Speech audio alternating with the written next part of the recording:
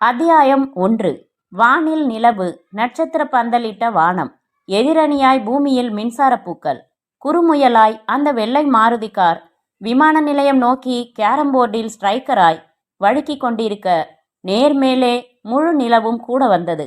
Cassette mandolin இசையை நழுவ விட்டு கொண்டிருக்க, அருகே எலக்ட்ரானிக்ஸ் பச்சையாய் நேரம் சொன்னது. 7:12 நடுவில் இருந்த புள்ளிகள் மட்டும் கண்ணடித்து கொண்டிருக்க, மெத் மெத் என்றிருந்த தன் இருக்கையில் மெத் மெத் என்றிருந்த அவளுக்கு பக்கத்தில் ஹோல்டர் வழியே சிகரெட்டை கரைய செய்து கொண்டிருந்தார் அரவிந்த். அருகில் பாலியஸ்டர் மென்மையாய் பனி முத்தமிட்ட காலை மலராய் அவளான ஆஷா கண்ணாடி வழியாய் தப்பி ஓடுகிற கட்டிடங்களை பட்டணத்துக்கு புதுசு போல பார்த்து கொண்டிருந்தாள். அவள் தோளில் கை வைத்தார். கோட் கசங்காமல் அணைத்து கொண்டு அவளின் பெயரை சொன்னார். புகை நடுவில் ஹஸ்கியாக என்று திரும்பியவளை வர்ணிக்காமல் கடந்தால் விமோசனம் கிடைக்காது. விலாவாரியாய் வர்ணித்தால் இலக்கிய எதிரியாகிற நிலை. ஆகவே பல பக்க வர்ணனையின் சாரம். பார்ப்பவன் நிற்பான், நிற்பவன் மறுபடி பார்ப்பான். தனிமையான சந்தர்ப்பத்தில் 4 பக்கமும் பார்த்துவிட்டு கையை பிடிப்பான். ஜென்டில்மேனாகப்பட்டவன் வாட்ச் கட்டாத அவளிடம் டைமாவது கேட்பான். என்ன மௌனமாவே வர்ற? ஒண்ணுமில்ல, 10 நாளில் திரும்பிடுவேன். ஓ காட், 8,64,000 வினாடிகள். இவ்வளவு நேரமா இதைத்தான் கணக்கு பண்ணிக்கிட்டு இருந்தியா? 2 நாளைக்கு ஒரு தடவை ஃபோனில் பேசுகிறேன் ஆஷா. ஃபோனில் பேச மட்டும்தானே முடியும். திரும்பி வந்ததும் வட்டியோடு வாங்கிக்கோ. டிராஃபிக் சிக்னலுக்காக வண்டி நிற்க, அரவிந்த் கோட்டின் கைமுனையை நகர்த்தி பார்த்து கொண்டு, இன்னும் 1/2 மணி நேரம் தான் இருக்கு, கொஞ்சம் வேகமா போப்பா. ஆஷா தொடையில் கை வைத்து, உனக்கு என்னென்னடா வேணும் என்றார். நீங்கள் மட்டும்தான் பத்திரமா வேணும். என்ன அர்த்தம் இதுக்கு? போகிற இடத்துல உங்களை தொலைச்சிடாதீங்கன்னு. நான் என்ன கார் சாவியா? கார் சாவிக்கு கண் இல்லை, உங்களுக்கு இருக்கே. போகிற நாடுகளில் உங்கள் கண்ணை இழுக்கிற காந்தங்கள் இருக்குமே. இரவு வாழ்க்கையை சொல்றியா? சாச்சா, நான் செய்கிற உச்சமான தப்பே பீர் கிளாஸ் ஏந்துறது தான். அப்புறம் ஆஷா, செக் புக்கில் 4-5 இலைகளில் கையெழுத்து போட்டு பெட்ரூம் ட்ராயரில் வச்சுருக்கேன். ஷாப்பிங் போகிறப்போ உபயோகப்படுத்திக்கோ. லைப்ரரிக்கு போய் கேசட்ஸ் அள்ளிக்கிட்டு வந்து படம் படமாக பாரு. வேலைக்காரியை வேணும்னா வீட்டில் படுக்க சொல்லு. வாட்ச்மேன் இருக்கிறப்போ என்ன பயம் எனக்கு? விமான நிலையத்தின் நுழைவில் மூக்கு மின்ன வரிசையாக நின்று கொண்டிருந்த கார் வரிசைகளில் இடம் தேடி செருகி நிறுத்தினான் டிரைவர். கண்ணாடி கதவுகளுக்கு மறுபக்கம் அழுக்கில்லாதவர்கள் குப்பை விஷயங்களை நளினமாக 3வது காதுக்கு கேட்காமல் பேசிக்கொண்டு உலாவி அமர்ந்து கை குலுக்கி மாலை போட்டு பளபளக்கும் புத்தகம் பிடித்து கொண்டு நீளமான சிகரெட்டுகளை வினோதமான லைட்டர்களால் பற்ற வைத்து அரவிந்தும் ஆஷாவும் உள்ளே நடக்க, நாய்க்குட்டிகளைப் போல 2 சூட்கேஸ்களை இழுத்து கொண்டு பின்னாலேயே தொடர்ந்தான் டிரைவர். உங்கள் கவனம் தயவு செய்து என்று ஒரு பெண் ரகசியமாக எல்லோரையும் அழைத்து, விழுப்புரம் மாயவரம் மார்க்கமாக ராமேஸ்வரம் செல்லும் எக்ஸ்பிரஸ் 3வது பிளாட்பாரத்திலிருந்து இன்னும் சில வினாடிகளில் புறப்படும் என்று. சாரி, தூக்க கலக்கம். பம்பாய் செல்லும் பயணிகள் உடனடியாக பாதுகாப்பு பரிசோதனைக்கு உட்படுத்தி கொள்ள கோரப்படுகிறார்கள் என்று சொல்லிவிட்டு அடுத்த மொழிக்கு தாவினாள். வெல் என்று திரும்பினார் அரவிந்த். அவர் கையை எடுத்து இதழ்களில் ஒற்றினாள். வரட்டுமா? Happy journey dear. தேங்க்யூடா. Good night. Good night. Runway முழுக்க என்லார்ஜ் செய்த மின்மினி பூச்சிகளாய் வெளிச்ச தூறல்கள். ஒரு அலுமினிய பறவை பறக்க தயாராகி கொண்டிருந்தது. புற்களை அதிர வைத்து ஓடுதளத்தின் முனையை தொட, சக்கரங்களை பிரசவம் செய்து சீராய் நேராய் தவழ்ந்து வந்தது மற்றொரு விமான குழந்தை. 10 நிமிடம் கழித்து பறந்து போன பம்பாய் விமானத்தை நோக்கி அசட்டுத்தனமாய் கையசைத்தாள். உடனடியாய் தனிமை உறுத்தியது. காரை நோக்கி நடந்தாள். தமிழ் படங்களில் பார்க்கிற ஒரு பெயர் மறந்து போன நடிகையை அடையாளம் கண்டு கொண்டாள். கைப்பைக்குள் இருக்கிற கண்ணாடியில் அவள் லிப்ஸ்டிக்கை திருத்தி கொண்டிருக்க, திரும்பி பார்த்தவர் எவரும் இல்லை. கடந்து நடந்தாள். காரில் ஏறிக்கொண்டு கதவுகளை உயர்த்தி கொண்டாள். நேரா பங்களாவுக்கு தான். கார் வெளிவாயிலில் வழுக்கி சாலையில் கலந்து சீராக விண்ணை வெட்டியது. பின் இருக்கைக்கு அருகே இருந்த சன்னமான விளக்கை போட்டுக்கொண்டு தனது கைப்பையை திறந்தாள் ஆஷா. கடந்து போன அடர்த்தியான வெளிச்சங்கள் உள்ளே மின்னல் அடித்து விட்டு போயின. டிரைவர் சமர்த்தாய் சாலையை கவனித்தான். அந்த கவரை வெளியில் எடுக்கும்போது படபடப்பாக வந்தது. ஒரு தரம் டிரைவரை பார்த்து கொண்டு உள்ளுக்குள்ளிருந்து மடக்கப்பட்ட சிறிய காகிதத்தை எடுத்து விரித்து மறுபடி படித்தாள். ஆஷா, உன்னை விரைவில் சந்திக்கிறேன். விக்ரம். ஆஷாவின் விரல்களில் குளிர் காரணமில்லாமல் ஒரு லேசான நடுக்கம் இருந்தது. கவரை கைப்பைக்குள் வைத்து கண்களை மூடிக்கொண்டாள். ஸ்லைடாய் காட்சிகள் வந்தன. பாறை, பாறையில் சாய்ந்து விக்ரம். விக்ரம் தாடையில் தாடி, தாடிக்கு கீழே மார்பு. அந்த மார்பில் சாய்ந்து ஆஷா. ஆஷாவின் ஜாக்கெட்டில் கை இல்லை. அதனால் தெரியும் அம்மை தழும்புகள். அருகே அவனின் விரல்கள். என்ன ஆச்சு இன்டர்வியூ? இது கனவான நேரம், நிஜத்தை கிளப்பாத. நிஜ நேரத்தை எப்போதான் சந்திக்கிறது? வேணாமே, இன்ஃபினிட்டா காதல் செஞ்சுக்கிட்டே இருக்கலாம். கல்யாணம் கூட வேணாம். முனிவர்கள் தபஸ் பண்ற மாதிரி இப்படியே அணைச்சிக்கிட்டே மழை வெயில் பார்க்காம. போதும் விக்ரம், வசனங்கள் காதுக்கு சுவையா இருக்கு, மனசு பயத்துல மிதக்குது. உங்களை இழந்துடுவேணும்னு கவலையா இருக்கு. நோ ஆஷா, நான் இழக்க விடமாட்டேன். என் வாழ்க்கையில ஒரே இதம், ஒரே பிடிப்பு நீதான். சரி, எத்தனை நாளைக்கு இப்படியே ரகசியமா சந்திச்சு ஐ லவ் யூ டூ சொல்லிக்கிட்டு பிரிஞ்சு பிரிஞ்சு போறது? ஒரு முடிவுக்கு வாங்க விக்ரம். வேலை கிடைச்சிடும் சீக்கிரம். எனக்கு நம்பிக்கை இல்லை. எனக்கு கொஞ்சம் இருக்கு. இன்னும் கொஞ்ச நாள் காத்திரேன் ஆஷா. மௌனம். உதடுகள் மௌனிக்க, விரல்கள் தங்கள் மௌனங்களை கலைக்கின்றன. சினுங்கிக் கொண்டே சிரிக்கிறாள். எதிர்த்து கொண்டே ஈடுபடுகிறாள். தடுத்து கொண்டே தடுமாறுகிறாள். எல்லையை தொட்டதும் விழித்து கொள்கிறாள். விலகி எழுந்து, நாளைக்கு பார்க்கலாமா? மரத்தின் கிளையில் விக்ரம் கால்களை ஆட்டிக் கொண்டிருக்கிறான். மரத்தின் அடியில் குண்டு வேரில் கர்ச்சிப், அதன் மேல் முழங்கால்களை கட்டிக்கொண்டு ஆஷா. அதனால நான் டெல்லி போறேன். டெல்லியில மட்டும் வேலை கிடைச்சிடுமா? என் தூரத்து மாமா நம்பிக்கை தந்திருக்காரு. புறப்பட்டு வா, 4-5 கம்பெனியில் சொல்கிறேன், எதுலையாவது கோத்து விட்டுடுறேன்னு லெட்டர் எழுதியிருக்காரு. அப்போ தீர்மானிச்சிட்டேன். போய் எதுலையாவது என்னை ஸ்திரப்படுத்திக்கிட்டு மாமாவோட வந்து பொண்ணு கேட்குறேன். மறுத்தாங்கன்னா பிருத்திவிராஜனோட குதிரையோட வரேன். கொல்லப்பக்கம் வழியாக வந்து ஏறிக்கோ. என்ன? குதித்து இறங்கி உன் ஃப்ரெண்டு அட்ரஸுக்கு கேர் ஆஃப் தபால் போடுறேன். Send off keys தந்துடு.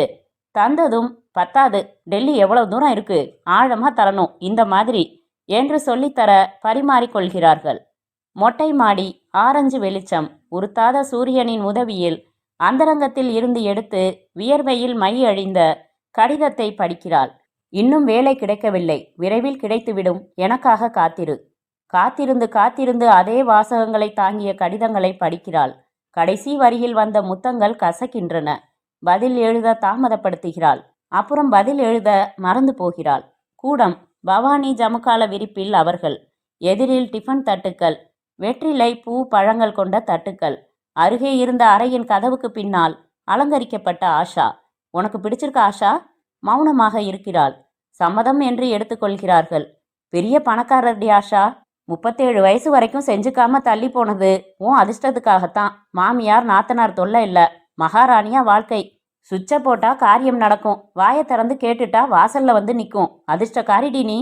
கதவை தாண்டி எட்டி பார்த்து குடும்ப ஆல்பம் பார்த்து கொண்டிருக்கிற அரவிந்தை சற்று ஆர்வமாய் பார்க்கிறாள் ஆஷா. பட்டு வேஷ்டியில் அரவிந்த், நகைகள் காய்த்த மரமாக ஆஷா. மலர்கள் சிரிக்கிற பஞ்சனை, புகை நெளியும் ஊதுபத்திகள். தரை பார்த்த கண்களுடன் அடி எண்ணி நடந்து வர, அப்புறம் ரொம்ப அப்புறம் மடியில் கிடத்தி கலைந்திருந்த அவளின் கூந்தலின் நெளியை நீவிக்கொண்டு, ஆஷா, எனக்கு இத்தனை வருஷமா கல்யாணம் செஞ்சுக்க இஷ்டமில்லாம இருந்ததுக்கு அடிப்படையா ஒரு காரணம் இருக்கு. பெண்கள் மேல மதிப்பில்லாத, நம்பிக்கை இல்லாத ஒரு பார்வை எனக்குள்ள விழுந்து போச்சு. எங்க அப்பாவை விட்டுட்டு இன்னொருத்தனோட எங்க அம்மா ஓடி போயிட்டாங்க. அந்த துரோகம் என் மனசுல ஆறவே இல்லை. பெண் வர்க்கத்து மேலேயே வெறுப்பா இருந்துச்சு. நாளடைவில் ஒரு தெளிவு ஏற்பட்டு எனக்கான துணையை தேடிக்க என் மனம் இடம் கொடுக்கறதுக்கு இத்தனை வருஷம் ஆயிடுச்சு. ஆனா ஆஷா, என்னோட துப்பாக்கியில ஒரே ஒரு குண்டை போட்டு தயாரா வச்சிருக்கேன். என் அம்மாவை தேடிக்கிட்டு இருக்கேன். கண்டுபிடிக்கிற அன்னைக்கு நான் கொலை குற்றவாளியாகிறது நிச்சயம். அந்த அளவுக்கு என் அப்பாவோட வேதனைகளும் சமுதாயத்துல நாங்க பட்ட அவமானங்களும் எனக்குள்ள உறைஞ்சிருக்கு. உன்னை பயமுறுத்திட்டேனா? Sorry dear. உன்கிட்ட இன்னைக்கே இதை சொல்லணும்னு நினைச்சேன். அதனால தான் சொன்னேன். நீயும் எதையும் மனம் விட்டு பேசலாம் ஆஷா என்ற அரவிந்தை கலக்கமாக பார்த்து கொண்டு விக்ரமை மனதிலிருந்து கழுவி தள்ளி பினாயில் தெளித்து கொள்கிறாள் ஆஷா. மௌனமாக மார்பில் சாய்ந்து கொள்கிறாள். காரின் பின்கதவை திறந்து வைத்துக்கொண்டு மேடம் என்று டிரைவர் அழைக்க கண்களை திறந்து சுதாரித்து கொண்டு ஃப்ளாஷ்பேக்குகளை முடித்து கொண்டு கீழே இறங்கினாள். கேரேஜில் வண்டியை விட்டுட்டு நீ போப்பா. நைட்டு வாட்ச்மேன் வந்தாச்சா? வந்தாச்சு மேடம்.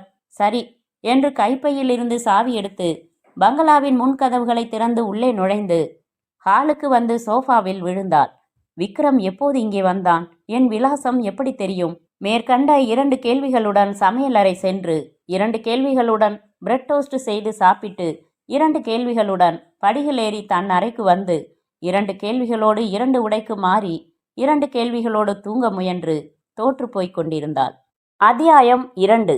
மனிதனின் விழிகள் நகருக்கு மத்தியில் இருந்து கொண்டு, ஆனால் அத்தனை பார்வையில் படாமல் சந்துக்குள் சந்துக்குள் சந்தில் சற்று கோணலாக நின்று கொண்டிருந்தது அந்த 2 மாடி கட்டிடம். அடுத்த மழையில் நிச்சயமாக விழுந்துவிடும். வெளிநாட்டு டூரிஸ்டுகளை அழைத்து வந்து காட்டி, பிரிட்டிஷ் ஆட்சி காலத்தில் இங்கேதான் குதிரைகளுக்கு வைத்தியம் பார்த்தார்கள் என்றால் நம்பி உடனே கலரில் கிளிக் செய்து கொள்வார்கள். அத்தனை புராதன சொத்தில் பக்க சுவர்களின் வெடிப்புகளில் தாவர சொத்துகளும் இடம் பெற்றிருந்தன. கீழே பழைய இரும்பு கடையை ஆக்கிரமித்திருக்க மாடியில்தான் கதைக்கு தேவையானவர்கள் இருக்கிறார்கள். மாடிப்படிகள் ஒவ்வொரு மிதிக்கும் ஐயையோ என்பதை புதிதாய் வருபவர்கள் பொருட்படுத்த கூடாது. மாடி அறையின் வாசலில் குந்தி உட்கார்ந்து கைகளை சேர்த்து சங்கு ஊதுபவன் போல வாயில் வைத்துக்கொண்டு நச்சுப்புகை சாப்பிட்டு கொண்டிருந்தான் கிட்டு அலைஸ் கிருஷ்ணமூர்த்தி. அவனுக்கு நேர் வடகிழக்கில் அமர்ந்து சுவரில் கண்ணாடியை சாத்தி வைத்து வரட்டு வரட்டு என்று தாடியை சை செய்து கொண்டிருந்தான் அவன். அவர்கள் அருகே தாழ பறந்த காக்காய் மூங்கில் முல்லை தவற விட்டு போனது. தெரியாமத்தான் கேட்குறேன், அது என்னத்துக்கு ஆட்டுக்குட்டி மாதிரி ஒரு தாடி வச்சா முழுசா வையி, இல்லைன்னா சுத்தமா மழிச்சிடு. இல்ல கிட்டு, என்ன அடையாளம் தெரிய வேணாம் அவளுக்கு. அதான். வாத்தியார் இன்னைக்கு சந்திக்க போறாரா? ஆமா. அப்போ இன்னைக்கு தொழிலுக்கு வரலையா? செஞ்சுட்டு அப்புறம் போறேன். சரி, சந்திச்சு நீ செஞ்சது நியாயமானு கேட்கணும். அட போயா, பொட்டைக்காக ஏன்யா உருகுற? காசை சேர்க்கப்பாரு, அப்புறம் சுண்டு விரலால எவ்வளோ வேணும்னாலும் கூப்பிடலாம். இல்லை கிட்டு, என் காதல் உனக்கு தெரியாது. போயா புடலங்கா காதல். குழந்தைங்க பொம்மை பாத்திரங்களை வச்சுக்கிட்டு சமையல் பண்ணுற மாதிரி. சமையலும் நடக்காது, சாப்பாடும் கிடைக்காது. எனக்கு சாப்பாடு வேணும்னா நேராக ஹோட்டலுக்கு போயிடுவேன். எத்தனை ஹோட்டல் இருக்கு. தக்காளி சாதமும் சாப்பிட்லாம், மட்டன் குருமாவும் தொட்டுக்கலாம். அதை விட்டுட்டு காதல் பண்ணுறது, உருகிறது, தாவணியை பிடிச்சிக்கிட்டு கெஞ்சுறது, சேச்சா பொடி பசங்க வேலை. காதல்ங்கிறது உடம்புக்காக இல்லை கிட்டு. காலையில் என்னோட கடுப்பை கிளப்பாத. நீ எப்படியோ போ, ஒழி. அவ காலில் விழுந்து நான் தாடி வளர்த்தேன் தெரியுமா, நான் கவிதை எழுதினேன் தெரியுமான்னு அவளோட காலை பிடிச்சிக்கிட்டு கெஞ்சு. எனக்கு என்ன, இன்னைய சம்பளத்துக்கு நம்ம டியூட்டியை முடிச்சு கொடுத்துட்டு போ. கிட்டு எழுந்து அறைக்குள்ளே போய் 100 பொட்டலங்களாக சின்ன சின்ன பார்சல்கள் கட்டினான். அறையில் 3 ட்ரங்கு பெட்டிகள் ஒன்றன் மேல் ஒன்றாய் இருந்தன. ஒரு பேய் குடியிருக்க தயங்குகிற அறை. தரையின் பள்ளங்களில் கோல்ஃப் விளையாடலாம். சுவர்களின் சப்போர்ட்டுக்காக விதவிதமான பெண்கள். ஆடைகள் அலர்ஜியாக நாணம் என்கிற சொல் மறந்து கள்ளம் கபடம் இல்லாமல் நின்றிருந்தார்கள், படுத்திருந்தார்கள். வெகு ஜனத்திற்கு அறிமுகமில்லாத ஒரு நெடி அந்த அறையின் காற்றில் கரைந்திருந்தது. அரை மணி நேரம் கழித்து தயாராகி புறப்பட இருந்த விக்ரமிடம் ஒரு லிஸ்டை கொடுத்து விவரங்களை சொல்லி ஜிப் கிழிந்த லெதர் பேக்கில் பார்சல்களை வைத்து கொடுத்தான். விக்ரம், சுல்தான் கிட்ட கண்டிப்பா பழைய பாக்கியை வாங்கிடு. ஏதாச்சும் சொன்னா இனிமே சரக்கு சப்ளை பண்ண முடியாதுன்னு சொல்லிடு. சரி. போன தடவை காலேஜில் பட்டுன்னு எடுத்து டெலிவரி பண்ணிட்டேன்னு ராம்பாபு கோச்சுக்கிட்டான். பாத்ரூம்க்கு அழைச்சிக்கிட்டு போய் எடுத்துக்கொடு. என்ன, நாம பல்பொடியா விற்கிறோம், பகிரங்கமாக விற்கிறதுக்கு? சரி. என்னடா தினம் சொல்கிறேனேன்னு அழுத்துக்காத. சந்தேகப்பட்டு உன்னை ஃபாலோ பண்ணுற மாதிரி தெரிஞ்சா தொப்புன்னு பைய போட்டுட்டு ஜகா வாங்கிடு. பெரிய நஷ்டம் வந்துடாது. சரி. உன் லவ் பேர் என்ன சொன்ன? ஆஷா. கல்யாணம் ஆயிட்டப்புறம் இப்போ நீ போய் என்ன பிரயோஜனம்? எதுக்காக குழப்பம் பண்ணுற? சாயந்தரம் என்னோட வா. ரமணின்னு பேரு. இந்தியா மேப்பில் நதிகள் மேலே இருக்கு பாரு, அது மாதிரி கையில் நரம்பு ஓடுறது தெரியும். போமா? இல்லை கிட்டு, நான் வரல. நீ உருப்பட மாட்ட. அந்த ஆஷா பொண்ணை என்னவோ கேட்க போறேன்னு சொன்னியே, என்ன நியாயம்? பொறுமையா கேளு. பணக்கார குட்டி நாயை அவுத்து விட்டுற போறா. அப்புறம் நான் வேற ஆளை தேடி தொழில் பழக்கணும். வர்றேன் கிட்டு என்று விக்ரம் வெளியேறினான். என்று தலையை ஆட்டிக்கொண்டு கிட்டு எழுந்து கதவை சாத்தி கொண்டு கீழே இறங்கி வந்து இரும்பு கடை மேஜையில் இருந்த பேப்பரை விரித்து கொண்டு சினிமா பக்கத்தில் கண் பதித்து, இதாயா செமக்கட்ட என்றான் அருகில் பார்த்து. குளியல் அறையிலிருந்து வெளிப்பட்டு பிரம்மாண்ட கண்ணாடி முன் அமர்ந்தாள். ஈரம் அகற்றும் கருவியை எடுத்து செருகி கூந்தலை வெப்பக்காற்றால் மேயவிட்டாள். கதவை தட்டிவிட்டு உள்ளே வந்த வேலைக்காரி சத்தமில்லாமல் காஃபியை வைத்தாள். அவள் பதிலுக்கு காத்திருந்தாள். மத்தியானம் எதுவும் சமைக்க வேணாமாயா, நான் என் தோழி வீட்டுக்கு போறேன், ரொம்ப நாளா கூப்பிட்றா என்றாள் ஆஷா. சரிங்கம்மா. டிரைவர் வந்துட்டானா? வந்துட்டாருமா. கைப்பையில் இருந்து பணமும் கேரேஜ் சாவியும் எடுத்து கொடுத்து டேங்கை நிரப்பி கொண்டாந்து நிப்பாட்ட சொல்லுமாயா. ஆஷா குப்பிகளை தொட்டு தொட்டு முகத்தின் அழகை பட்டை தீட்ட ஆரம்பித்தாள்.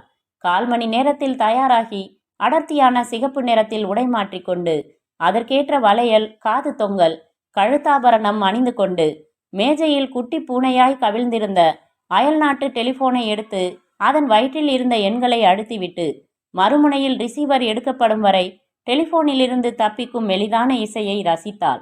ஹலோ, திஸ் இஸ் ரம்யா இருக்காளா? பேசணும், நான் ஆஷா. ஒரு நிமிஷம் மேடம். ரம், ஹேய் ரம், உன் friend Asha. Hello Asha. Good morning Ramya. என்னடி காலையிலேயே? உன் வீட்டுக்கு புறப்பட்டுட்டு இருக்கேன். நீ இருக்கியான்னு பார்க்கத்தான் ஃபோன் செஞ்சேன். உன்கிட்ட கொஞ்சம் பேசணும் ரம்யா. தாராளமா வா, லஞ்ச் இங்கே எடுத்துக்கலாம். உனக்காக காத்துக்கிட்டு இருக்கேன். ஓகே என்று வைத்தாள். அறையை விட்டு வெளியேறி கீழே வந்து டைனிங் ஹாலுக்கு வந்தாள். மாயா பரிமாற சிந்தனையுடன் டிஃபன் முடித்து கொண்டு அன்றைய தினசரிகளை புரட்டி கொண்டு காருக்காக காத்திருந்தாள். விக்ரம் எழுதிய ஒரு வரி கடிதம் மறுபடி உறுத்தியது. என்ன அவன் நோக்கம்? ஹாலின் டெலிஃபோன் கடமை செய்தது. சென்று எடுத்தாள். ஹலோ என்று மட்டும் சொன்னாள். ஹலோ, ஆஷா இருக்காங்களா? மை காட், இது விக்ரமின் குரல். இல்லையே, அம்மா வெளியே போயிட்டாங்களே. நீங்க யாருங்க? ஆஷா, அத்தனை சுலபத்தில் மறக்கக்கூடிய குரல் இல்லை உன்னோடது. நான் விக்ரம் பேசுகிறேன். ஆஷா, நான் எழுதின லெட்டர் கிடைச்சதா? என்றார். எப்போ சந்திக்கலாம் ஆஷா?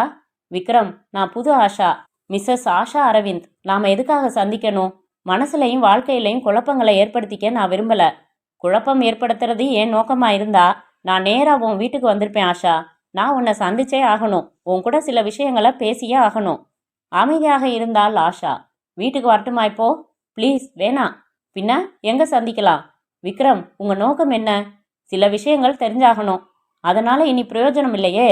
ஆனால் என் மனசில் விடை தெரியாமல் அந்த கேள்விகள் அப்படியே இருக்கே ஆஷா. தினம் தினம் நான் படுற அவஸ்தை. நாம் சந்திச்சே ஆகணும். இப்போ நீங்கள் எங்கேருந்து பேசுகிறீங்க? சென்ட்ரல் ஸ்டேஷன் வாசல்லேருந்து. வெளியே வந்து வெயிட் பண்ணுங்க, நான் வரேன். வெள்ளை கலர் மாருதி கார். நான் வந்து காரை நிறுத்தினதும் வந்து ஏறிக்கங்க, பேசலாம் என்று வைத்தாள். போர்ட்டிகோவில் கார் வந்து நின்றது. கைகளை துடைத்து கொண்டு வந்த மாயாவிடம், அந்த மூட்டையை ட்ரை கிளீனர்ஸில் போட்டுட்டு நீ வீட்டுக்கு போ, சாயங்காலம் வந்தா போதும் என்றாள். வெளியே வந்து, ரஞ்சித், காரை நானே ஓட்டிக்கிட்டு போறேன், நீ போயிட்டு நாளைக்கு வந்தா போதும் என்றாள். பங்களாவை பூட்டி கொண்டு காரில் ஏறி வெயில் கண்ணாடி மாட்டிக்கொண்டு சீறி வாட்ச்மேன் சல்யூட் அடித்து கேட்டை திறந்து விடுவதை அலட்சியப்படுத்தி சாலையில் இறங்கினதும் 60 தொட்டாள். மனதில் மிதந்த உணர்வுகளுக்கு அடையாளம் தெரியவில்லை. சென்ட்ரல் ஸ்டேஷனின் நுழைவாயில் அருகே நிறுத்தி என்ஜினை அணைக்காமல் ஹாரன் அடித்தாள். அவசரமாக தேடினாள்.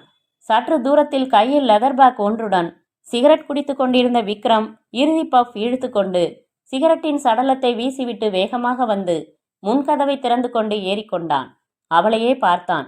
கிட்டத்தட்ட 1 வருஷத்துக்கு அப்புறம் பார்க்குறேன் ஆஷா, இன்னும் உன் அழகு கூடியிருக்கு. அவனை பார்க்காமல் காரை செலுத்தினாள். விக்ரம், உங்களோட இந்த கமெண்ட் ரொம்ப தப்பானது. நான் இப்போ இன்னொருத்தர் மனைவி. முதல்ல உங்க சைடு கண்ணாடியை ஏற்றி விடுங்க. ஏற்றிக்கொண்டே சொன்னான். ஆஷா, இன்னொருத்தர் மனைவிதான் நீ. ஆனா அது நீயா ஏத்துக்கிட்ட உறவு. என்னை பொறுத்த வரைக்கும் என் மனசு அதை அங்கீகரிக்கல. உனக்கு நடந்தது கல்யாணம் இல்ல, ஒரு விபத்து. இல்ல விக்ரம், என்னுடைய முழு ஒப்புதலோட தான் எங்க கல்யாணம் நடந்தது. நான் எடுத்த முடிவில் தப்பே இல்லை விக்ரம். நோ ஆஷா, நடந்து முடிஞ்ச திருமணத்துக்கு நீ ஆதரவா பொய் சொல்ற. இது உண்மைன்னா என்ன காதலிச்சது பொய்யாகுது. சொல்ல ஆஷா, நம்ம காதல் பொய்யா, வெறும் மண் கோபுரமா அது? விக்ரம் ப்ளீஸ், நான் சொல்றத கொஞ்சம் அமைதியா கேளுங்க. நான் உங்களை உண்மையா நேசிச்சேன், உங்களுக்காக காத்திருந்தேன். அலுப்பும் சலிப்பும் எதுலையும் உண்டு விக்ரம். டெல்லியிலேருந்து நீங்கள் எழுதின தபால்கள் நாம இணைவோங்கிற நம்பிக்கையை கரைக்க ஆரம்பிச்சுது. வீட்டில் எனக்கு மாப்பிள்ளை பார்த்தாங்க. முதல்ல மறுத்தேன், தள்ளி போட்டேன். ஆனால் உங்கள் பக்கத்துலேருந்து நம்பிக்கையான பதிலே இல்லை. வெறும் உணர்ச்சி மட்டும் மேலோங்கி நிற்கிற பெண்ணா இருந்திருந்தா உங்களை தேடி ஓடி வந்திருப்பேன். உங்களோட வாழ்க்கையே நிலை இல்லாமல் இருக்குங்கிற சூழ்நிலையில என் விவேகம் எப்படி சம்மதிக்கும்? விக்ரம், காதல் இனிமையானது, சுகமானது, உன்னதமானது. அதில் வெற்றிங்கிறது எல்லாருக்கும் கிடைக்கிறதில்ல. அதுக்காக தற்கொலையை நாடுற கோழைத்தனமும் என்கிட்ட இல்லை. என்னோட வாழ்க்கையை குலைச்சிக்க நான் தயாரா இல்லை. அதனால வேற வழி இல்லாமல் மனசை கல்லாக்கிக்கிட்டு உங்களை மறக்க ஆரம்பித்தேன். என் கல்யாணத்துக்கு சம்மதிச்சேன். சொல்லுங்க விக்ரம், நான் செஞ்சதுல என்ன தப்பு? கை தட்டினான் விக்ரம். சபாஷ், பணம் வந்துட்டா நாக்குக்கு திறமையா பேசுற சக்தியும் வந்துருது பாத்தியா? எத்தனை சுலபமா சொல்லிட்டா ஆஷா, மறக்க ஆரம்பிச்சேன்னு. எப்படி முடிஞ்சது ஆஷா உன்னால? நெஞ்ச தொட்டு சொல்லு, என்ன நீ மறந்துட்டேன்னு. விக்ரம், மறக்க வேண்டிய கட்டாயம் எனக்கு. என்னோட கேள்வி, மறந்துட்டியா? மௌனமாய் கார் ஓட்டினாள். அது போதும் ஆஷா. காதல் உணர்வுகள்ங்கிறது தோல்ல பச்சை குத்திக்கிற மாதிரி ஆஷா, அழிச்சிட முடியாது. ஒரு தடவை குத்தினா குத்தினதுதான். நம்ம காதலும் அப்படி. ஆஷா, என்னை பாரு, எப்படி இருந்தேன், இப்போ எப்படி இருக்கேன். உன்னோட நினைவுகளே என்னை சாப்பிட்டுடுச்சு ஆஷா. உன் கல்யாணம் நடந்து 1 வாரம் நான் வழக்கம் போல உன் ஃப்ரெண்டு அட்ரஸ்க்கு எழுதின லெட்டர் கவர் உடைக்காமலேயே திருப்பி அனுப்பியிருந்தா. அதில் என்ன எழுதியிருந்தேன் தெரியுமா? ஒரு பிரைவேட் கம்பெனியில் 600 ரூபாய் சம்பளத்தில் வேலை கிடச்சிடுச்சு. அடுத்த மாதம் உங்கள் வீட்டுக்கு வர்றேன்னு எழுதியிருந்தேன். நீ அவசரப்பட்டுட்ட ஆஷா. அப்புறம் நான் எழுதின 2 தபால்களும் திரும்பி வந்துருச்சு. 3 மாதம் கழிச்சு எனக்கு லீவு கிடச்சி ஊருக்கு வந்து பார்க்குறப்போ உனக்கு கல்யாணமான விபரத்தை தெரிஞ்சுக்கிட்டேன். உங்கள் குடும்பம் அந்த பழைய வீட்டில் இல்லை. புது விலாசம். போன ஊருக்கு யாருக்கும் தெரியல. நீ வாழ்க்கைப்பட்டது மெட்ராஸ்லங்கிற தகவல் மட்டும்தான் கிடச்சிது. டெல்லி வேலையை விட்டுட்டு மெட்ராஸ் வந்து அலைஞ்சேன். வயிற்றுக்காக ஒரு சம்மதமில்லாத வேலை பார்த்துக்கிட்டு உன்னை தேடினேன். போன வாரம்தான் உன் விலாசத்தை கண்டுபிடிச்சேன். ஆஷா, நான் உன்னை இழந்துட்டேன் என்று திடீரென்று தலையை கவிழ்த்து கொண்டு அழ ஆரம்பித்தான். விக்ரம், ப்ளீஸ் அழாதீங்க. இல்ல ஆஷா, உனக்காக நான் ஏங்கின நிமிஷங்கள், தூங்காத ராத்திரிகள், அலைஞ்ச அலைச்சல்கள் உனக்கு தெரியாது. சட்டையில ஈரம் உதற மாதிரி சட்டுன்னு உன்னை எனக்குள்ளேருந்து உதற முடியல ஆஷா. உதறித்தான் ஆகணும், வேற வழி இல்ல. நோ, எதுக்காக? என் செயலை கட்டுப்படுத்தத்தான் பண்பாடும் சட்டமும் இருக்கு. என் மனசை எதாலையும் கட்டுப்படுத்த முடியாது. என்னால உன்னை மறக்க முடியாது. I still love you Asha. கலக்கமாய் அவனை திரும்பி பார்த்தாள். விக்ரம், நீங்க புரியாம பேசுறீங்க. ஒரு காலத்துல உங்களை உயிரா விரும்பினேன், அது உண்மை. இப்போ உங்க கூட பேசுறது அந்த உணர்வுகளோட அந்த ஆஷா இல்ல. எனக்கு அறிமுகமான ஒரு நபருங்கிற, ஏன் நட்புன்னு வச்சுக்கங்களேன், அந்த முறையில தான் பேசிக்கிட்டு இருக்கேன். தயவு செஞ்சு என் வாழ்க்கையில குழப்பத்தை ஏற்படுத்தாதீங்க ப்ளீஸ். ஆஷா, நீ நிம்மதியா வாழ்றியா? அதுல என்ன சந்தேகம்? எப்படிம்மா உன்னால முடியுது? முடியுதே. கனவுகளுக்காக நாம கவலைப்படுறதுண்டா விக்ரம்? உங்களோட பழகின தினங்களை, அந்த நிகழ்ச்சிகளை கனவா நினைச்சு மனசுல இருந்து விலக்கிட்டேன். இப்போ என் கணவர் அரவிந்த் தான் முக்கியம். அவரை நான் நேசிக்கிறேன். இந்த சந்திப்பு கூட நான் விரும்பாதது தான் விக்ரம். முறையானதும் இல்ல. நடந்த நிகழ்ச்சிகளை நீங்க புரிஞ்சுக்கணும்னு விரும்பினதால வந்தேன். என் கல்யாணம் விபத்து இல்ல விக்ரம், மனப்பூர்வமானது. நம்ம காதலுக்கு ஏற்பட்டது தான் விபத்து. உங்க உணர்வுகள் எனக்கு புரியாம இல்ல. ஆனா தவறு என் மேல இல்ல. என்ன மாதிரியே நீங்களும் எல்லாத்தையும் மறந்துடுறதான் நியாயம். அதுதான் 2 பேர் வாழ்க்கைக்கும் நல்லது.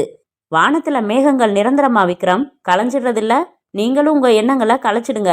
என் அடி மனசுல ரகசியமா அந்த இனிமையான பொழுதுகள் எனக்குள்ள உறைஞ்சு போய் என்னோடவே மடிஞ்சு போயிடும். விக்ரம் பேசாமல் இருந்தான். விக்ரம், நாம 2 பேரும் ஒருத்தருக்கொருத்தர் பேசி சந்தேகங்களை தீர்த்துக்கிட்டாச்சுன்னு நினைக்கிறேன். நாம பிரியலாமே.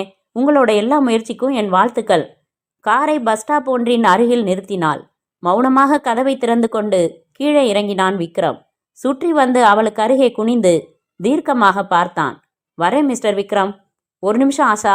என் உடம்புல நானா வச்சுக்கிட்ட புள்ளிய சுலபமா அழிச்சிடலாம். தானா என்னோட பிறந்த மச்சத்தை அழிக்க முடியாது. என் மனசுக்கு பச்சோந்தி வேலை தெரியாது. ஒரு தடவை எதுவுமே பதிஞ்சா பதிஞ்சதுதான். உன்னோட வாழ்த்துக்களுக்கு நன்றி. இப்பவும் சரி, எப்பவுமே நான் உன்னைத்தான் நேசிக்கிறேன், நேசிப்பேன். குட் பை என்று உதட்டில் சிகரெட் பொருத்தி கொண்டு வேகமாக நடந்தான் விக்ரம். அத்தியாயம் 3. மஃப்ளரை முண்டாசாய் கட்டியிருந்தான் கிட்டு. கட்டம் கட்டமாய் ஒரு அரைக்கை சட்டை போட்டு புரியாத டிசைனில் கைலி கட்டியிருந்தான். முனை உடைந்த கிளாஸில் இருந்த டீயில் பண்ணை தோய்த்து தோய்த்து சாப்பிட்டு கொண்டிருக்க அறையின் கதவில் ஒரு சின்ன தட்டல், பின்பு பெரிய தட்டல், மறுபடி சின்ன தட்டல் கேட்டதும் முகத்தில் குழப்ப ரேகைகளை அகற்றி கொண்டு கதவை திறந்தான். உள்ளே வந்து பாயை ஓரமாக வீசிவிட்டு உட்கார்ந்தான் விக்ரம். என்ன விக்ரம், ரொம்ப டயர்டா வர்ற? வசூல் சரியில்லையா? விடு, நாளைக்கு தருவாங்க. டீ சாப்பிட்றியா? வேணாம் என்று கண்களை மூடிக்கொண்டான். என்னையா ஆச்சு உனக்கு? ஆஷாவை சந்திச்சேன் கிட்டு. அட ஆமா, சொல்லிக்கிட்டு இருந்தல்ல, நியாயம் கேட்டியா? என்ன சொன்னா குட்டி? மன்னிச்சுக்கப்பா, என்ன சொன்னாவோ மாஜி லவரு? என்னை சுத்தமா மறந்துட்டாலாம் கிட்டு. பாத்தியா, சொன்னேனே. என்னையா காதல் இது? காதல கனவு மாதிரி மறந்துட்டாலாம். பாரியா, நீ கிடந்து உருகிற, தூக்கத்துல ஆஷாங்கிற, குளிக்கிறப்போ ஆஷாங்கிற, மேகத்தை பார்த்து சிரிக்கிற, டைரியில கிறுக்கிற. அவ என்ன பண்ணினா? சரியான முரட்டு பணக்காரன் கிடைச்சதும் காதலாவது கத்திரிக்காயாவதுன்னு டபால்னு தாவிக்கிட்டா. அது பொழைக்கிற பாப்பா. நீ தாடி வளர்க்கத்தான் லாய்க்கு. தினம் மருதாணி போட்ட தேங்காய் எண்ணெய் தடவு, இன்னும் நீளமா வளரும். விக்ரம் அமைதியாய் இருந்தான். எந்திரிச்சு வாப்பா, இங்க பண்ணு சாப்பிடு. வேணாம். என்னையா உன்னோட ரோதனையா போச்சு? சரி, அவ சொன்னதுக்கு நீ என்ன சொன்ன? உன்ன மாதிரி என்னால சுலபமா மறக்க முடியாது. நான் இப்பவும் உன்னைத்தான் நேசிக்கிறேன்னு சொல்லிட்டு வந்துட்டேன். நல்லா வருது வாயில. உனக்கெல்லாம் எதுக்குயா மீச? அவ மறந்துட்டேங்கிறா. நீ ஆனாலும் உன்னை நேசிக்கிறேன்னு டயலாக் அடிக்கிற. ஆம்பளை லட்சணமா இது? அழுதுட்டு வந்திருக்கியே. காதல்ல ஒரு வீரம் வேணா? இல்ல கிட்டு, கல்யாணம் ஆயிடுச்சுங்கிற நிலைமையில அவ தன் மனசை கட்டுப்படுத்திக்கிட்டு அப்படி பேசுறா. நிஜமா அவ என்ன மறந்துடல. அத்தனை எளிதான விஷயம் இல்லாது. ஏன் முன்னாடி பொய் வேஷம் போடுறா. உள்ளுக்குள்ள இப்பவும் அவ என்ன நேசிக்கிறா. என்னப்பா இது பல்ட்டி அடிக்கிற? அவதான் கனவு மாதிரி மறந்துட்டேன்னு சொன்னான்னு சொல்ற. அப்புறம் உள்ளுக்குள்ள விரும்புறது உனக்கு எப்படி தெரியும்? மனசுக்குள்ள எக்ஸ்ரே எடுத்தியா? அவளையும் அறியாம சில வார்த்தைகள் வந்துடுச்சு கிட்டு. எல்லாம் சொல்லிட்டு கடைசியில என்ன சொன்னா தெரியுமா? என்னோட அடி மனசுல ரகசியமா அந்த இனிமையான பொழுதுகள் எப்பவும் உறைஞ்சிருக்கும், நான் மடிஞ்சு போற வரைக்கும்னு சொன்னான். என்ன அர்த்தம் அதுக்கு? அப்ப சர்தான் நெஞ்சுக்குள்ளார கொஞ்சோண்டு நீ இருக்கன்னு தான் அர்த்தம். இப்ப என்ன உன்னோட நோக்கம்? என்னோட காதல் தோற்கக்கூடாது, அவளை நான் அடைஞ்சாகணும். அதுக்கு அவ மனசுல இருக்கிற அந்த சின்ன நெருப்ப ஊதி ஊதி பெருசா பத்த வைக்க போறேன். அந்த நெருப்புல மற்ற பயங்கள், தயக்கங்கள், உறவுகள் எல்லாமே பொசுங்கி போயிடும். என்னோட வாழ அவ தயாராயிடுவா. என்னோட எல்லாத்தையும் உதறிட்டு வருவா. புது வாழ்க்கைக்கு சம்மதிப்பா. மச்சான், ரொம்ப லாங்கா திட்டம் போடுற. அப்படி என்னதான் இருக்குன்னு அலையிற? பாவம்யா, கல்யாணம் ஆகி போச்சு. இனிமே அதோட மனசை போட்டு களைச்சிக்கிட்டு வேணாம், விட்டுடு. என்னோட வாழ்றதுக்கு அவளுக்கு அந்தரங்கமா விருப்பம் இருக்கு கிட்டு. கழுத்துல இருக்கிற தாலி தான் அதை தடுக்குது. இருப்பா.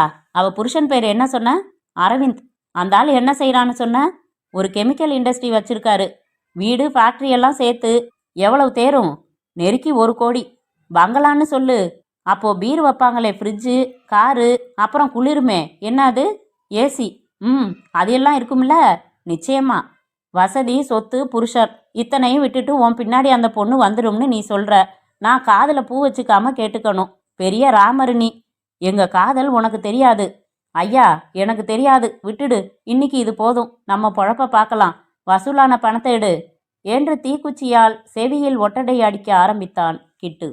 அத்தியாயம் 4. அவன் வா வா என்று கையால் அழைத்தான். அவள் ஊஹூம் என்று தலையை அசைத்தாள். அவன் ஓடி வந்து பிடிக்க, புடவையின் தலைப்பு மட்டும் கிடைக்க ரோசாய் வெட்கப்பட்டாள். அணைத்து கொண்டு முகத்தை நெருங்க ஒரு பூ மறைத்தது. மடியில் இருந்த ரிமோட் கண்ட்ரோலரில் படத்தை அணைத்தாள் ஆஷா. டிவியின் திரை காட்சியை கழுவி தள்ளி சுத்தமானது. ஆடுகின்ற வசதியான நாற்காலியில் மெல்ல அசைந்து கொண்டு நாவலை தொடர்ந்தாள். மாயா கதவை தட்டிவிட்டு உள்ளே வந்து சூடான சப்பாத்திகளை அவள் முன் தட்டில் வைத்துவிட்டு சென்றாள். Telephone. Hello, Overseas call from New York. லைன்ல இருங்க மேடம். குதூகலித்தாள் ஆஷா. தலையணையை எடுத்து மடியில் வைத்துக்கொண்டு அரவிந்தின் குரலுக்காக காத்திருந்தாள். ஹேய் டார்லிங், எப்படி இருக்க? நல்லா இருக்கேன். நீங்க? பிரயாணம் எப்படி இருந்துச்சு? சுகமா. நியூயார்க் வந்து இறங்கி ஹோட்டல் வந்ததும் முதல் வேலையா உனக்கு கால் புக் செஞ்சேன். அப்புறம் என்ன செஞ்சுட்டு இருக்கடா? சப்பாத்தி சாப்பிட்டுட்டு இருக்கேன். Any problem? ஒண்ணுமில்ல, சௌக்கியமா இருக்கேன். குரல்ல சௌக்கியம் இல்லையே. உற்சாகம் மைனஸ் ஆகிற மாதிரி எனக்கு தெரியுது. ஜலதோஷமா? இல்லைங்க, பிரிவோட ஏக்கம். இன்னும் 9 நாள் தான். 9 நாள். வந்த உடனே 3 நாள் ஆஃபீஸே போறதில்ல. அப்புறம் என்ன? அந்த புறம்தான். நமக்காக ஒரு ஸ்பெஷல் கேசட் வாங்கிட்டு வரேன். கஸ்டம்ஸ்ல மாட்ட போறீங்க. அதெல்லாம் என்னோட கவலை. நான் என்ன செஞ்சிட்டு இருக்கேன்னு கேட்க மாட்டியா? கேட்டாச்சு, சொல்லுங்க. கட்டில்ல படுத்துக்கிட்டு தலையணைய மனைவியாக்கி சிரித்தாள் ஜலதரங்கம்மாய். அப்பா, இந்த சிரிப்புக்காகத்தான் ஃபோன் செஞ்சேன். அப்புறம் ரொம்ப குளிர்தா? தப்பு செய்யலாமான்னு யோசிக்க வைக்கிற குளிர். யோசிச்சாச்சா? தீர்மானமே பண்ணியாச்சு. தப்பு செய்யலாம்னா குளிரை தாங்கிக்கலாம்னு. நாளன்னைக்கு இதே நேரம் ஃபோன் செய்கிறேன் ஆஷா. வேற விசேஷம் எதுவும் இல்லையே? இல்லைங்க. சமத்தா குட் நைட் கிஸ் கொடு. கொடுத்தாள். நாளைக்கு ராத்திரிக்கு இன்னொன்று கொடுத்தாள். வச்சிடட்டுமா? ஆஷா, இந்த ஹோட்டலோட அட்ரஸ், ஃபோன் நம்பர் எல்லாம் என் டைரியில சைடில் செருகியிருக்கேன். For your information. Good night darling. நாளன்னைக்கு பேசலாம். போனை வைத்ததும் மனதில் வசந்தம் மாறியது. வெறுமை உடனே படர்ந்தது. எத்தனை பிரியமான கணவன் எனக்கு. சொகுசான வாழ்க்கை. சாதாரண தலைவலிக்கு டாக்டர் வீட்டுக்கு வருகிறார். கீரைத்தண்டு வாங்க மாயா காரில் போய் வருகிறாள். மெத்தையில் புரண்டு கொண்டு சகலத்தையும் சாதிக்கக்கூடிய சாம்ராஜ்யம் என்னுடையது. திரும்பின பக்கம் எல்லாம் பணம். என்ன குறை? குறை எதுவும் இல்லை. ஆனால் கரை, அந்த காதல் கரை. நல்லவேளை விக்ரம் என் பேச்சை விவேகமாக ஏற்றுக்கொண்டு என் பாதையில் இருந்து விலகிவிட்டான். இப்போது அவனுக்காக பரிதாபம் மட்டுமே உள்ளத்தில் மேலோங்கி நிற்கிறது. அன்றைய சூழ்நிலையில் என் முடிவு சரியானதுதான். மாயா வந்து டிஃபன் தட்டுக்களை எடுத்துக்கொண்டு, அம்மா, இதெல்லாம் கழுவிட்டு நான் வீட்டுக்கு போறேன். மணி என்னமாச்சு? 8. போறப்போ பெல்லடி. வந்து கதவை சாத்திக்கிறேன். சற்று நேரத்தில் மாயாவை அனுப்பிவிட்டு பங்களாவின் வெளியே வந்து போர்ட்டிகோ அருகில் புல்வெளியில் விதைக்கப்பட்டிருந்த ஆரஞ்சு வண்ண வெளிச்சம் சிந்தும் பல்ப், மரங்கள் மத்தியில் போடப்பட்டிருந்த அலுமினிய நாற்காலிகளில் ஒன்றில் சாய்ந்து அமர்ந்து கொண்டாள். வானத்தில் நிலா நகர்கிறதா, இல்லை மேகம் நகர்கிறதா என்று கொஞ்ச நேரம் பார்த்தாள். தென்றலை ரசித்தாள். காற்றை ஆர்வமாய் சுவாசித்தாள். அருகே குட்டி ஃபவுண்டனில் நீரின் சிதறலில் மிதந்து வரும் நீரின் துணுக்குகள் ஆடை மூடாத உடலின் பகுதிகளை தொடுகையில் சிலிர்த்தாள். கண்களை மூடிக்கொண்டாள் ஆஷா. ஆஷா, என் மனசுக்கு பச்சோந்தி வேலை தெரியாது. ஒரு தடவை தான் எதுவுமே. பதிஞ்சா பதிஞ்சதுதான். இப்பவும் சரி, எப்பவும் சரி. எப்பவுமே நான் உன்னைத்தான் நேசிக்கிறேன், நேசிப்பேன். Goodbye. விக்ரம் இனிமையானவன், என்னை இன்றைக்கும் நேசிக்கிறவன். நான் என் உலகமே அவனாய் நேசித்தவன். ஆனால் கலைந்து போய்விட்ட காதல் அது. அதனால் மறக்கப்பட வேண்டியவன். அவனை பற்றி கவலை இல்லை, மறந்து போ. சுகமான வாழ்வில் குழப்பம் வேண்டாம், மறந்து போ. மேடம் என்றான் வாட்ச்மேன். ம் என்று கண்களை திறந்தாள். உங்களை பார்க்கறதுக்காக விக்ரம்னு ஒருத்தர் வந்திருக்கிறாரு. உள்ள அனுமதிக்கட்டுமா? யாருன்னு கேட்டா உங்களுக்கு தெரியுங்கிறாரு. திடுக்கிட்டாள். மறுபடியுமா? ஏன்? மை காட், அதுவும் வீட்டிற்கே. தூரத்து சொந்தக்காரர். ஏதோ உதவி கேட்டிருந்தாரு என்கிட்ட. வர சொல்லு, நான் பேசி அனுப்புறேன். சரி மேடம் என்று சொன்னான். எதற்காக வந்திருக்கிறான்? 2 நிமிடத்தில் எரியும் சிகரெட்டுடன் வந்தான் விக்ரம். அவளை நெருங்கி சின்னதாய் புன்னகைத்து அவள் எதிரே மற்றொரு நாற்காலியில் அமர்ந்து கொண்டான். அமைதியாய் அவளையே பார்த்தான். விக்ரம், உங்களை யார் வீட்டுக்கு வர சொன்னது? எத்தனை தூரம் பொறுமையா விவரமா எல்லாம் சொன்னேன். மறுபடியும் எதுக்காக வந்திருக்கீங்க? வீட்டுக்கு வந்திருக்கிறவனை நீ வரவேற்கிற முறை ரொம்ப நல்லா இருக்கு ஆஷா. கவலைப்படாத, குழப்பம் செய்ய வரல. மிஸ்டர் அரவிந்த் வெளிநாடு போயிருக்காருன்னு தெரியும். நீ மட்டும் தனியா இருக்கன்னும் தெரியும். அதனாலதான் வந்தேன். யாருக்கிட்டையும் உண்மையை சொல்ல மாட்டேன். சரி, எதுக்காக வந்தீங்க? நேத்து பேசினது விவரங்களை மட்டும்தான். இப்போ கொஞ்சம் மனம் விட்டு ஆழமா பேசுறதுக்காக வந்திருக்கேன் ஆஷா. புரியல, என்ன பேசணும்? சில உண்மைகளை, சில திட்டங்களை. விக்ரம், புதிர் போடாதீங்க. நேரா வரேன். என் நெஞ்சத்துல இருந்து நீ நகரவே இல்லை. உன் மேல எனக்கு இருக்கிற காதல் குறையவே இல்லைன்னு சொன்னேன். முறையில்லாத பேச்ச ஒரு தடவை சகிச்சுக்கிட்டேன். இப்போ மறுபடியும் நீங்க பேசுறது நல்லா இல்லை விக்ரம். முறையில்லாத பேச்சு, ஆனா உண்மையான பேச்ச ஆஷா.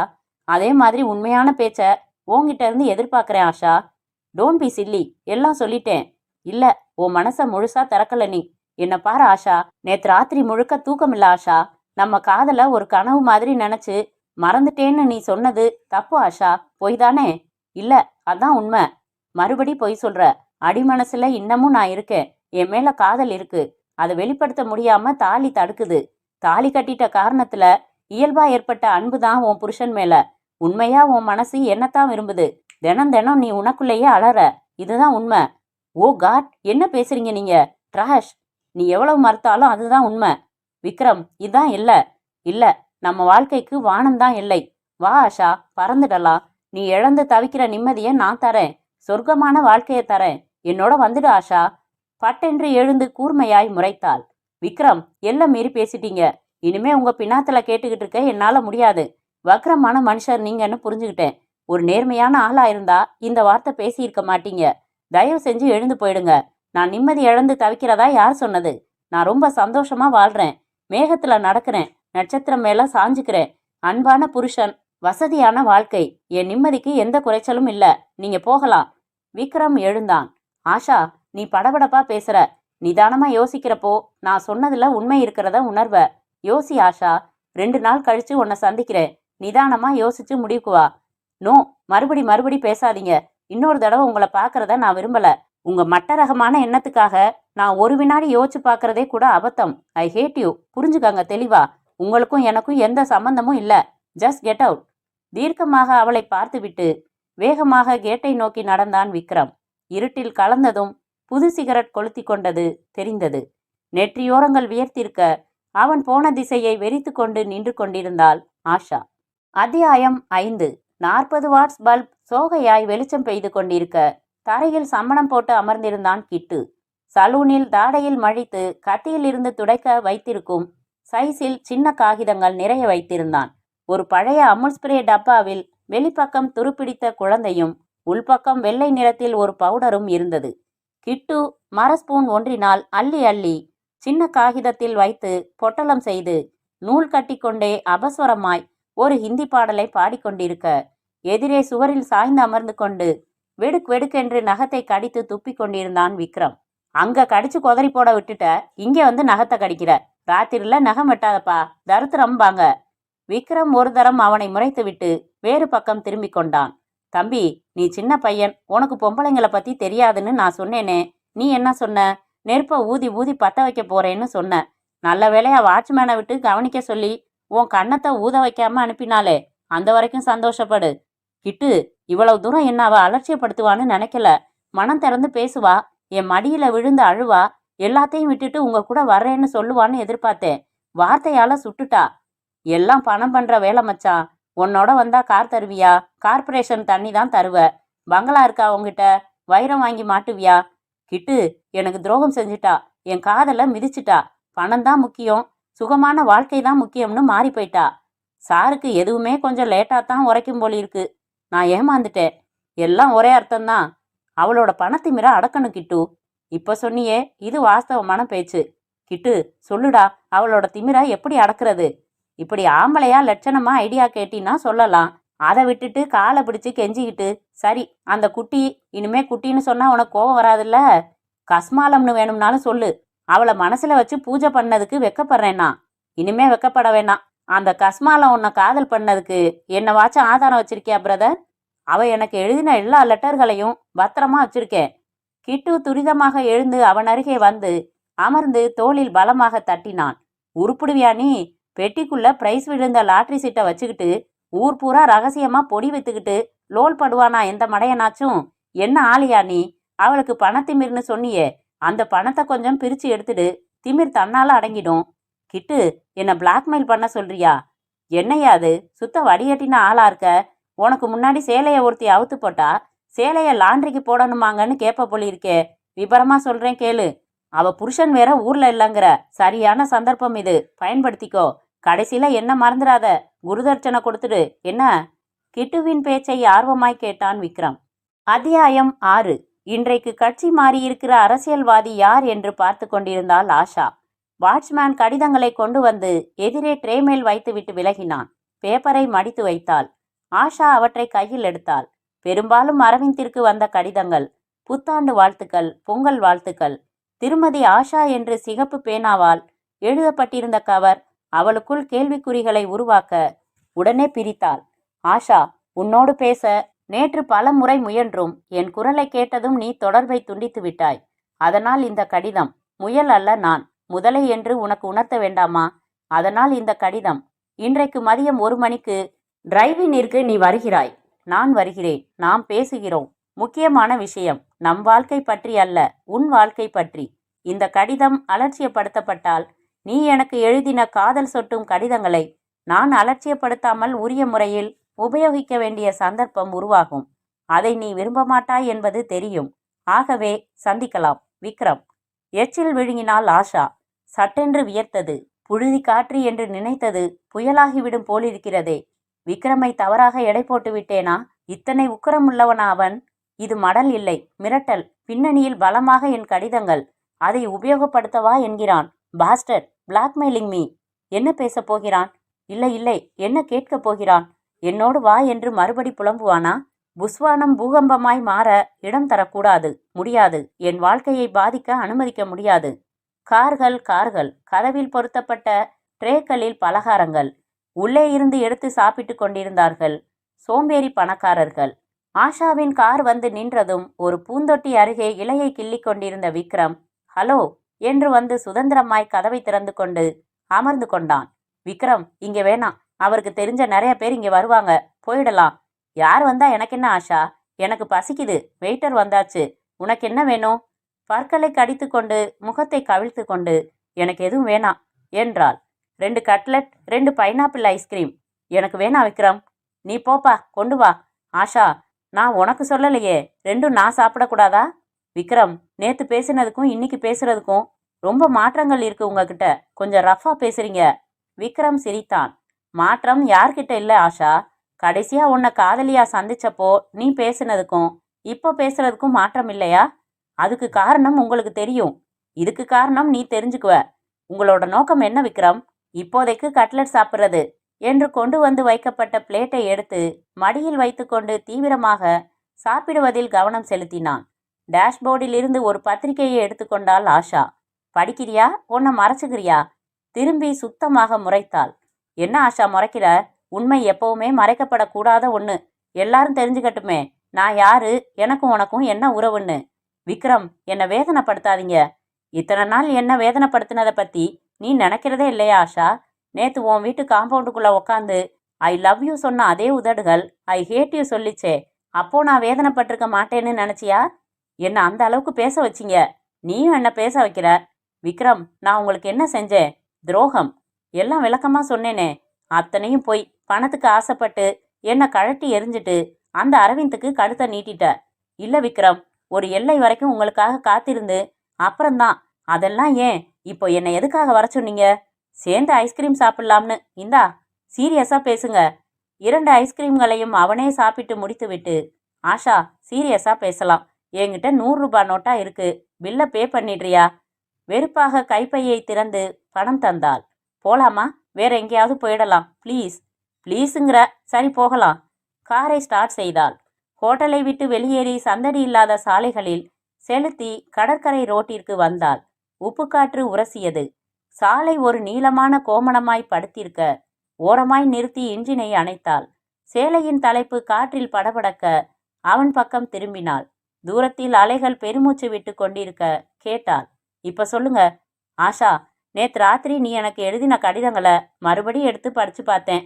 அட அட, நரம்பெல்லாம் இழுத்துது தெரியுமா? ஒரு இடத்துல என்ன எழுதியிருக்கு தெரியுமா? விக்ரம், பழச கிளற வேணாம். இல்ல ஆஷா, அதெல்லாம் கடிதங்களே இல்ல, இலக்கியங்கள். ஏதாச்சும் ஒரு யூனிவர்சிட்டி வைஸ் சான்சலர் கிட்ட காட்டினா நிச்சயமா எம்ஏ தமிழுக்கு பாடமா வச்சிட ஏற்பாடு செஞ்சிருவாரு. அத்தனை சிறப்பான காதல் இலக்கியங்கள் சத்தமில்லாம என் பெட்டிக்குள்ள தூங்குது. இது இலக்கிய துரோகம் இல்லையா ஆஷா? கண்களை சுருக்கி அவனை பார்த்தாள். அதனால ஒரு சின்ன புஸ்தகம் மாதிரி அச்சடிச்சு ஒரு 1000 காப்பி போட்டு முக்கியமானவங்களுக்கு அனுப்பினா என்னன்னு யோசிச்சேன். அந்த முக்கியமானவங்க லிஸ்ட்ல முதல் பேரா மிஸ்டர் அரவிந்த் பேரை எழுதி வச்சிருக்கேன். உன் கணவனுக்கு காதல் இலக்கியம் பிடிக்கும் இல்லையாஷா? அமைதியாக பார்த்தாள். விக்ரம், வார்த்தைகளால என்ன சித்திரவதை செய்யாதீங்க. நிம்மதியா இருக்கிற என் வாழ்க்கைய தயவு செஞ்சு கலைச்சிடாதீங்க.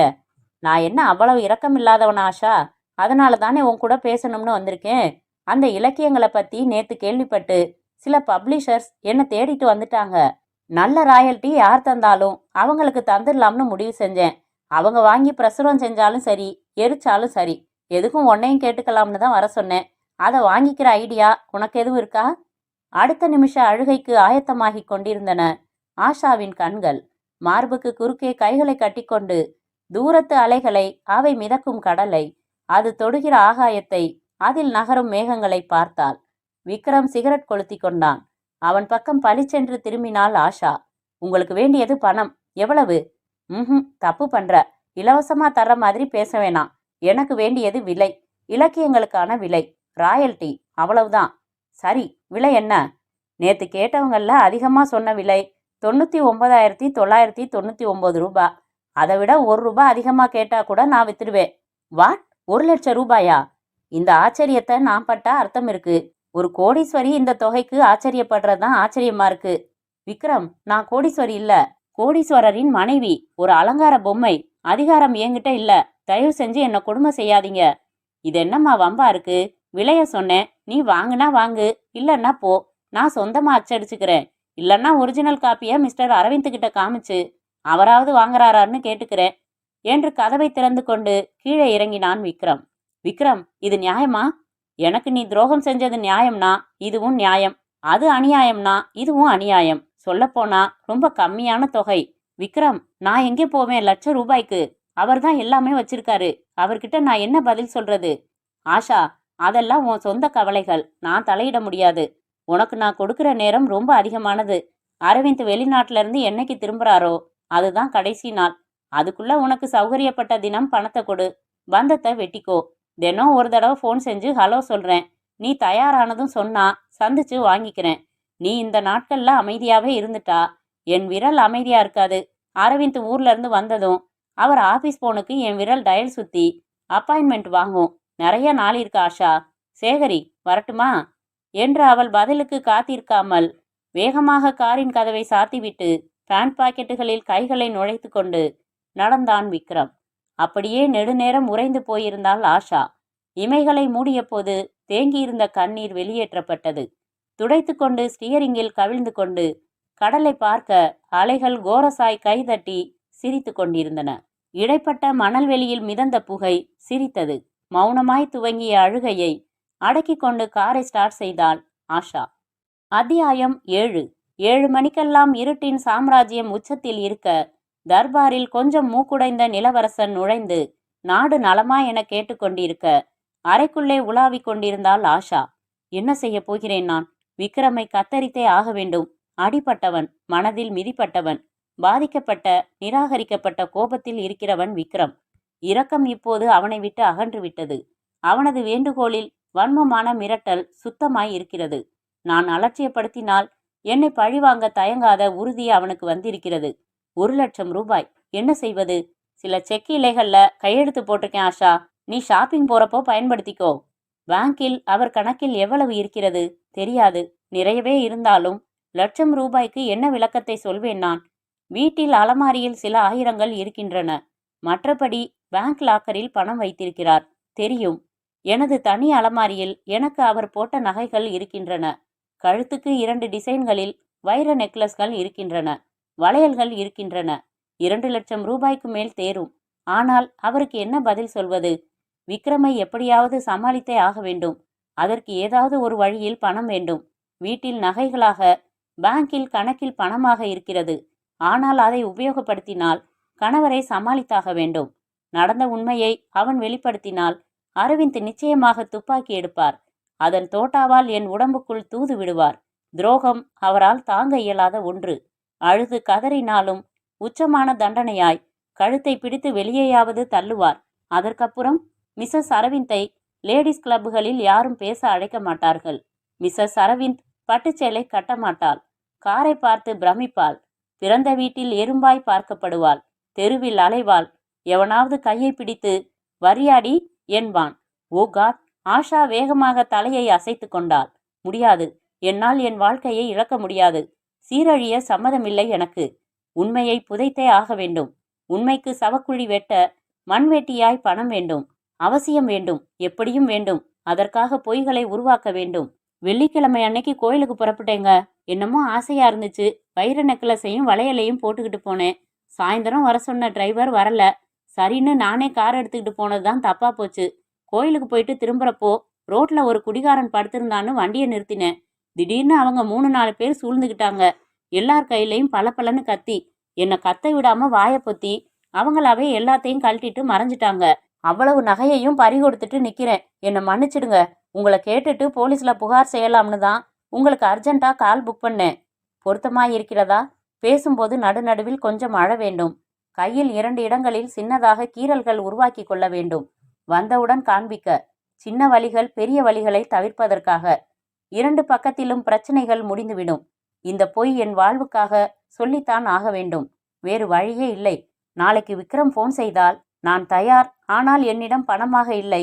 நகைகளாக தருகிறேன். நீ விற்றுக்கொள் என்று சொல்ல வேண்டும். சம்மதிப்பான். கடிதங்களை வாங்கி கொண்டு சரிபார்த்து கொண்டு அப்புறம்தான் நகைகளை தர வேண்டும். அப்புறம் அவற்றை எரிக்க வேண்டும். முழுமையாக. மனதிலிருந்தும். டீக்கடையின் பெஞ்சில் மக்கள் உட்கார்ந்து உட்கார்ந்து மேற்பரப்பில் வழவழப்பாக்கி இருக்க, டியூப்லைட்டில் கொஞ்சம் கொசுக்களை விட மக்கள் மசால் வடையில் கவனம் செலுத்தி இருக்க, கிட்டு ரஜினிகாந்த் போஸ்டர் ஒட்டின மண் சுவர் மேல் சாய்ந்து உட்கார்ந்து கொண்டு தன் சொந்த சரக்கை ஊதிக்கொண்டிருந்தான். 2 நிமிடத்திற்கொரு தரம் உதடு திறக்காமல் ஒரு சிரிப்பை வழிய விட்டுக்கொண்டு காற்றை பார்த்து சந்தோஷப்பட்டு கொண்டு மேகங்களின் மடியில் படுத்திருந்தான். சுற்றிலும் நாகங்களாய் அலைகள் சீர வண்ணம் வண்ணமாய் மிதந்து வந்தது. பையன் ஒருவன் வந்து அண்ணே என்றான். சிவந்த விழிகளை திறந்து, என்னடா? உங்க ரூம்பு வாசல்ல சாவி இல்லாம நிக்கிறாராம். உங்களை வர சொன்னாரு. முக்கியமா உங்க கூட பேசணுமா? கிட்டு எழுந்து உடைகளை ஒரு தரம் உதறிக்கொண்டு நடந்து சாலையை கடந்து மரப்படிகளில் தொம் தொம் என்று ஏறி மேலே வந்தான். கிட்டு கிட்டு முக்கியமான விஷயம் என்றான் விக்ரம். உள்ள போய் பேசலாம். கதவை தர. உள்ளே வந்து சாத்தி கொண்டதும் கிட்டு கைகளையும் கால்களையும் உதறிக்கொண்டு சொடக்கு எடுத்துவிட்டு, என்ன சொல்லு என்றான். வசூலுக்கு போயிருந்தேனா? வழியில சும்மா ஃபோன் அடிச்சு பாப்பமேனா ஆஷாவுக்கு ஃபோன் செஞ்சேன். எனக்கு ஆச்சரியமா போச்சு. நான் சொன்னபடி பணம் தர்றேன்னுட்டா. ஆனா பணமா இல்லையா, வைர நகைகளா இருக்கான். எப்போ எப்படி எங்க வாங்கிக்கிட்டு லெட்டர்களை தர்றீங்கன்னு கேட்குறா கிட்டு. சபாஷ், பணக்கார குட்டி, பயந்த குட்டி தான். வைரம்னா என்ன? நான் வித்து தரேன். உனக்கு ஆளா இல்ல, வாங்கிக்கலாம். நானும் அதான் முடிவு செஞ்சேன். ஒரு 8:30 மணி சுமாருக்கு உங்க வீட்டுக்கே லெட்டரோட வரேன். வாட்ச்மேனை எங்கேயாவது அனுப்பிடு. ஏற்கனவே என்னை பார்த்தவன்னு சொல்லியிருக்கேன். போயிட்டு வந்துடவா? பலே ஆலியா நீ.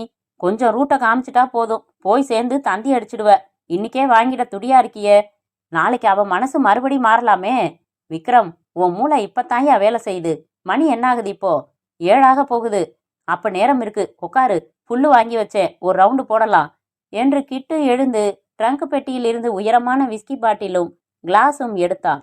விக்ரம், கீழே இறங்கி போய் எழுத்த கடை பையனை சோடாவும் காரமா மிக்சரும் கொண்டாட சொல்லிட்டு வா. கொஞ்ச நேரம் கழித்து சியர் சொல்லிக்கொண்டு அவர்கள் ஆரம்பித்தார்கள். விக்ரம், லெட்டர் எல்லாத்தையும் எடுத்துக்கிட்டு போறியா? பின்ன, முட்டாள் பையா, 4 லெட்டரை எடுத்துக்கிட்டு போ. அவ்வளோதான் என்கிட்ட இருக்கிறதுன்னு சொல்லிக் கொடு. நகையை வாங்கிட்டு வா. அப்புறம் 2 நாள் கழிச்சு பெட்டியில இன்னும் 2 லெட்டர் கிடந்ததை பார்க்கலம்மா கண்ணு. இன்னும் கொஞ்சம் சில்லறை வேணும்னு கேளு, நிச்சயமா கொடுப்பா. குருவே, உனக்கு நிகர் யாருமே இல்ல. குருவுக்கு 8 வெயிட் ஏறிடும், புகழாத. அப்புறம் இன்னொரு சமாச்சாரம். என்ன? அவளை தொட்டிருக்கியா நீ? முத்தமெல்லாம் கொடுத்துருக்கேன். அதை கேட்கலண்ணா. சீச்சி இல்ல. என்னையா சீச்சிங்கிற? ஆள் சும்மா செவன்னு இருப்பாங்கிற. எப்படியா சும்மா இருந்த நீ? கல்யாணத்துக்கு அப்புறம் தான்னு மறுத்துட்டா. இப்போதான் அதுக்கு கல்யாணம் ஆயிடுச்சே. கிட்டு, என்ன சொல்ற? புடலங்கான்னு சொல்றேன். புருஷன் ஊர்ல இல்ல, வீட்டில் யாரும் இல்ல. வாட்ச்மேனை வசதியா அனுப்பியாச்சு. நீ போறது ராத்திரி நேரம். உன்கிட்ட அவ பிடி இருக்கு. கேட்குற தொகைக்கு சம்மதிக்கிறவ, அழகானவ. அப்புறம் என்னையா, பூந்து விளையாட வேண்டியதானே? மறுக்க முடியுமா அவளால? மறுத்தா உன்னை நடுரோட்டுக்கு கொண்டாந்துருவேன்னு சொல்லு. வாயை மூடிக்கிட்டு கப்புன்னு கட்டிக்குவா. அவளுக்கு வேற வழி இல்லம்மா கண்ணு. கிட்டு, நான் அதை நினைச்சே பார்க்கல. இப்போ நினைச்சுக்கிட்டா போச்சு. கிட்டு எழுந்தான். லேசான தள்ளாடலுடன் நடந்து செருப்பணிந்து கொண்டான். எங்க கிட்டு கிளம்பிட்ட? நமக்கு தண்ணிக்கு அப்புறம் கண்ணி இல்லைன்னா தோதுபடாது. இன்னைக்கு போதை கொஞ்சம் துள்ளலா இருக்கு. நான் போயிட்டு சுருக்க வந்துருவேன். நீ லெட்டரை நான் சொன்ன மாதிரி எடுத்துக்கிட்டு ரூமை பூட்டி சாவியை டீ கடையில் கொடுத்துட்டு போ. பத்திரமா வந்து சேரு. சும்மா துணிஞ்சு கைய வையி, கோச்சுக்காது குட்டி. வரட்டா என்று படிகளில் தொம் தொம் என்று இறங்கி போனான் கிட்டு. சற்று கழித்து புறப்பட்டான் விக்ரம். தெருமுனையிலேயே ஆட்டோவை விளக்கினான் விக்ரம். கடிதங்கள் அடங்கிய சின்ன லெதர் பேக்கை கக்கத்தில் இடுக்கிக் கொண்டு மெலிதான போதையுடன் ரப்பர் மேல் கால் வைப்பவன் போல நடந்தான். ஆஷாவின் பங்களா வாசலில் கூண்டு காலியாய் இருந்தது. கம்பி கேட்டை தொட்டான். திறந்து கொண்டது. கார் பாதையில் நடந்தான். இருபக்க புல்வெளி நடுவில் சில்லறை வெளிச்சங்கள் அவன் நிழலை நீள வைத்தன. முகப்பில் பரிச்சயமான அந்த கார் இருந்தது. அதன் பின் கண்ணாடியில் பனி கோலம் போடுவதற்காக பொடிசாய் புள்ளிகள் வைத்திருந்தது. தேக்கு கதவுகள் அருகே இருந்த காலிங் பெல்லை தொட்டான். உள்ளே டிங் டாங் என்று கேட்டது. காத்திருந்தான். புடவையின் சரசரப்பு கதவிடுக்கு வழியாய் கேட்டது. தாழ்பாலை விளக்கும்போது வளையல்கள் இசைத்தன. உள்ள வாங்க என்றாள் ஆஷா. தற்போதைய ஆகாய வர்ணத்தில் உடுத்தியிருந்த ஜாக்கெட்டும் சேலையும் அவள் உடம்பின் சிகப்பை அண்டர்லைன் செய்து காட்டின. தோல் வரை படர்ந்த ஷாம்புவில் மிதந்த கூந்தல் மற்றொரு பெக்கு செய்கிற காரியத்தை செய்தது. ஒற்றையாய் மார்பில் படர விட்டிருந்த முந்தானை கண்ணாடி காகிதமாய் அந்த பக்கத்தின் வளமைகளை கச்சிதமாக உணர்த்த திணறி போய் வெளியிலிருந்தே அவளை பார்த்து கொண்டே இருந்தான் விக்ரம். விக்ரம், உள்ள வாங்க. இயந்திரமாய் நடந்து அவள் செல்வதற்கு முன் சோஃபாவில் சரிந்து கொண்டான். அவளையே பார்த்தான். நீங்க சொன்னபடி வாட்ச்மேனை ஒரு வேலை கொடுத்து அனுப்பிட்டேன். 9:30 மணிக்கு தான் வருவான். லெட்டர்ஸ் கொண்டாந்துருக்கீங்களா? அதெல்லாம் நேர்மையா நடப்பேன். இந்தா. பேக்கை பிரித்து உள்ளிருந்து கடிதங்களை எடுத்தான். அவள் எழுதின கடிதங்கள் தான். மொத்தம் 6 தான் இருந்தன. என்கிட்ட இருக்கிறது அவ்வளவுதான் என்றான். விக்ரம், இருங்க, நகை எடுத்துட்டு வரேன். ஆஷா படிகள் ஏறி மாடிக்கு வந்தாள். தன் அறைக்கு வந்து காட்டேஜ் பீரோவில் சாவியை நுழைத்து திறந்து நகைகளை எடுத்துக்கொண்டு திரும்பி அதிர்ந்தாள். அறை வாசலில் புன்னகையுடன் விக்ரம். விக்ரம், இங்கேயே வந்தீங்க? சுதந்திரமாக உள்ளே வந்து கதவை சாத்தினான். விக்ரம், கதவை திறங்க. கத்தாத, நிச்சயமா திறக்கிறேன். நீ ஒன்ன திறந்தா. மை காட், வெளியே போயிடுங்க. ஷூர்? நீ ட்ரெஸ்ல இருந்து வெளியில வந்தா. விக்ரம், என்ன இதெல்லாம்? இளமை, இனிமை, சொர்க்கம். ஆஷா, இங்க பாரு, உன்னை சின்சியரா காதலிச்சதுக்கு இந்த பரிசை நீ தந்துதான் ஆகணும். விக்ரம், நேர்மையா நடந்துக்கங்க ப்ளீஸ். நீங்க கேட்ட நகையை கொடுக்கத்தான் சம்மதிச்சிட்டேனே. அது நீ எழுதின கடிதங்களுக்கு விலை. இது நம்ம காதலோட ஞாபகத்துக்காக எனக்கு தர்ற ஒரு ஞாபக முத்திரை. ஒரே ஒரு சுக நினைவு. வாழ்க்கை பூரா அது போதும். முடியாது, அடையாம நகர முடியாது. மரத்துல ஏறி பழத்தை பறிச்சாலும் கல்லால் அடிச்சு விழ வச்சாலும் சுவை மாறிடாது.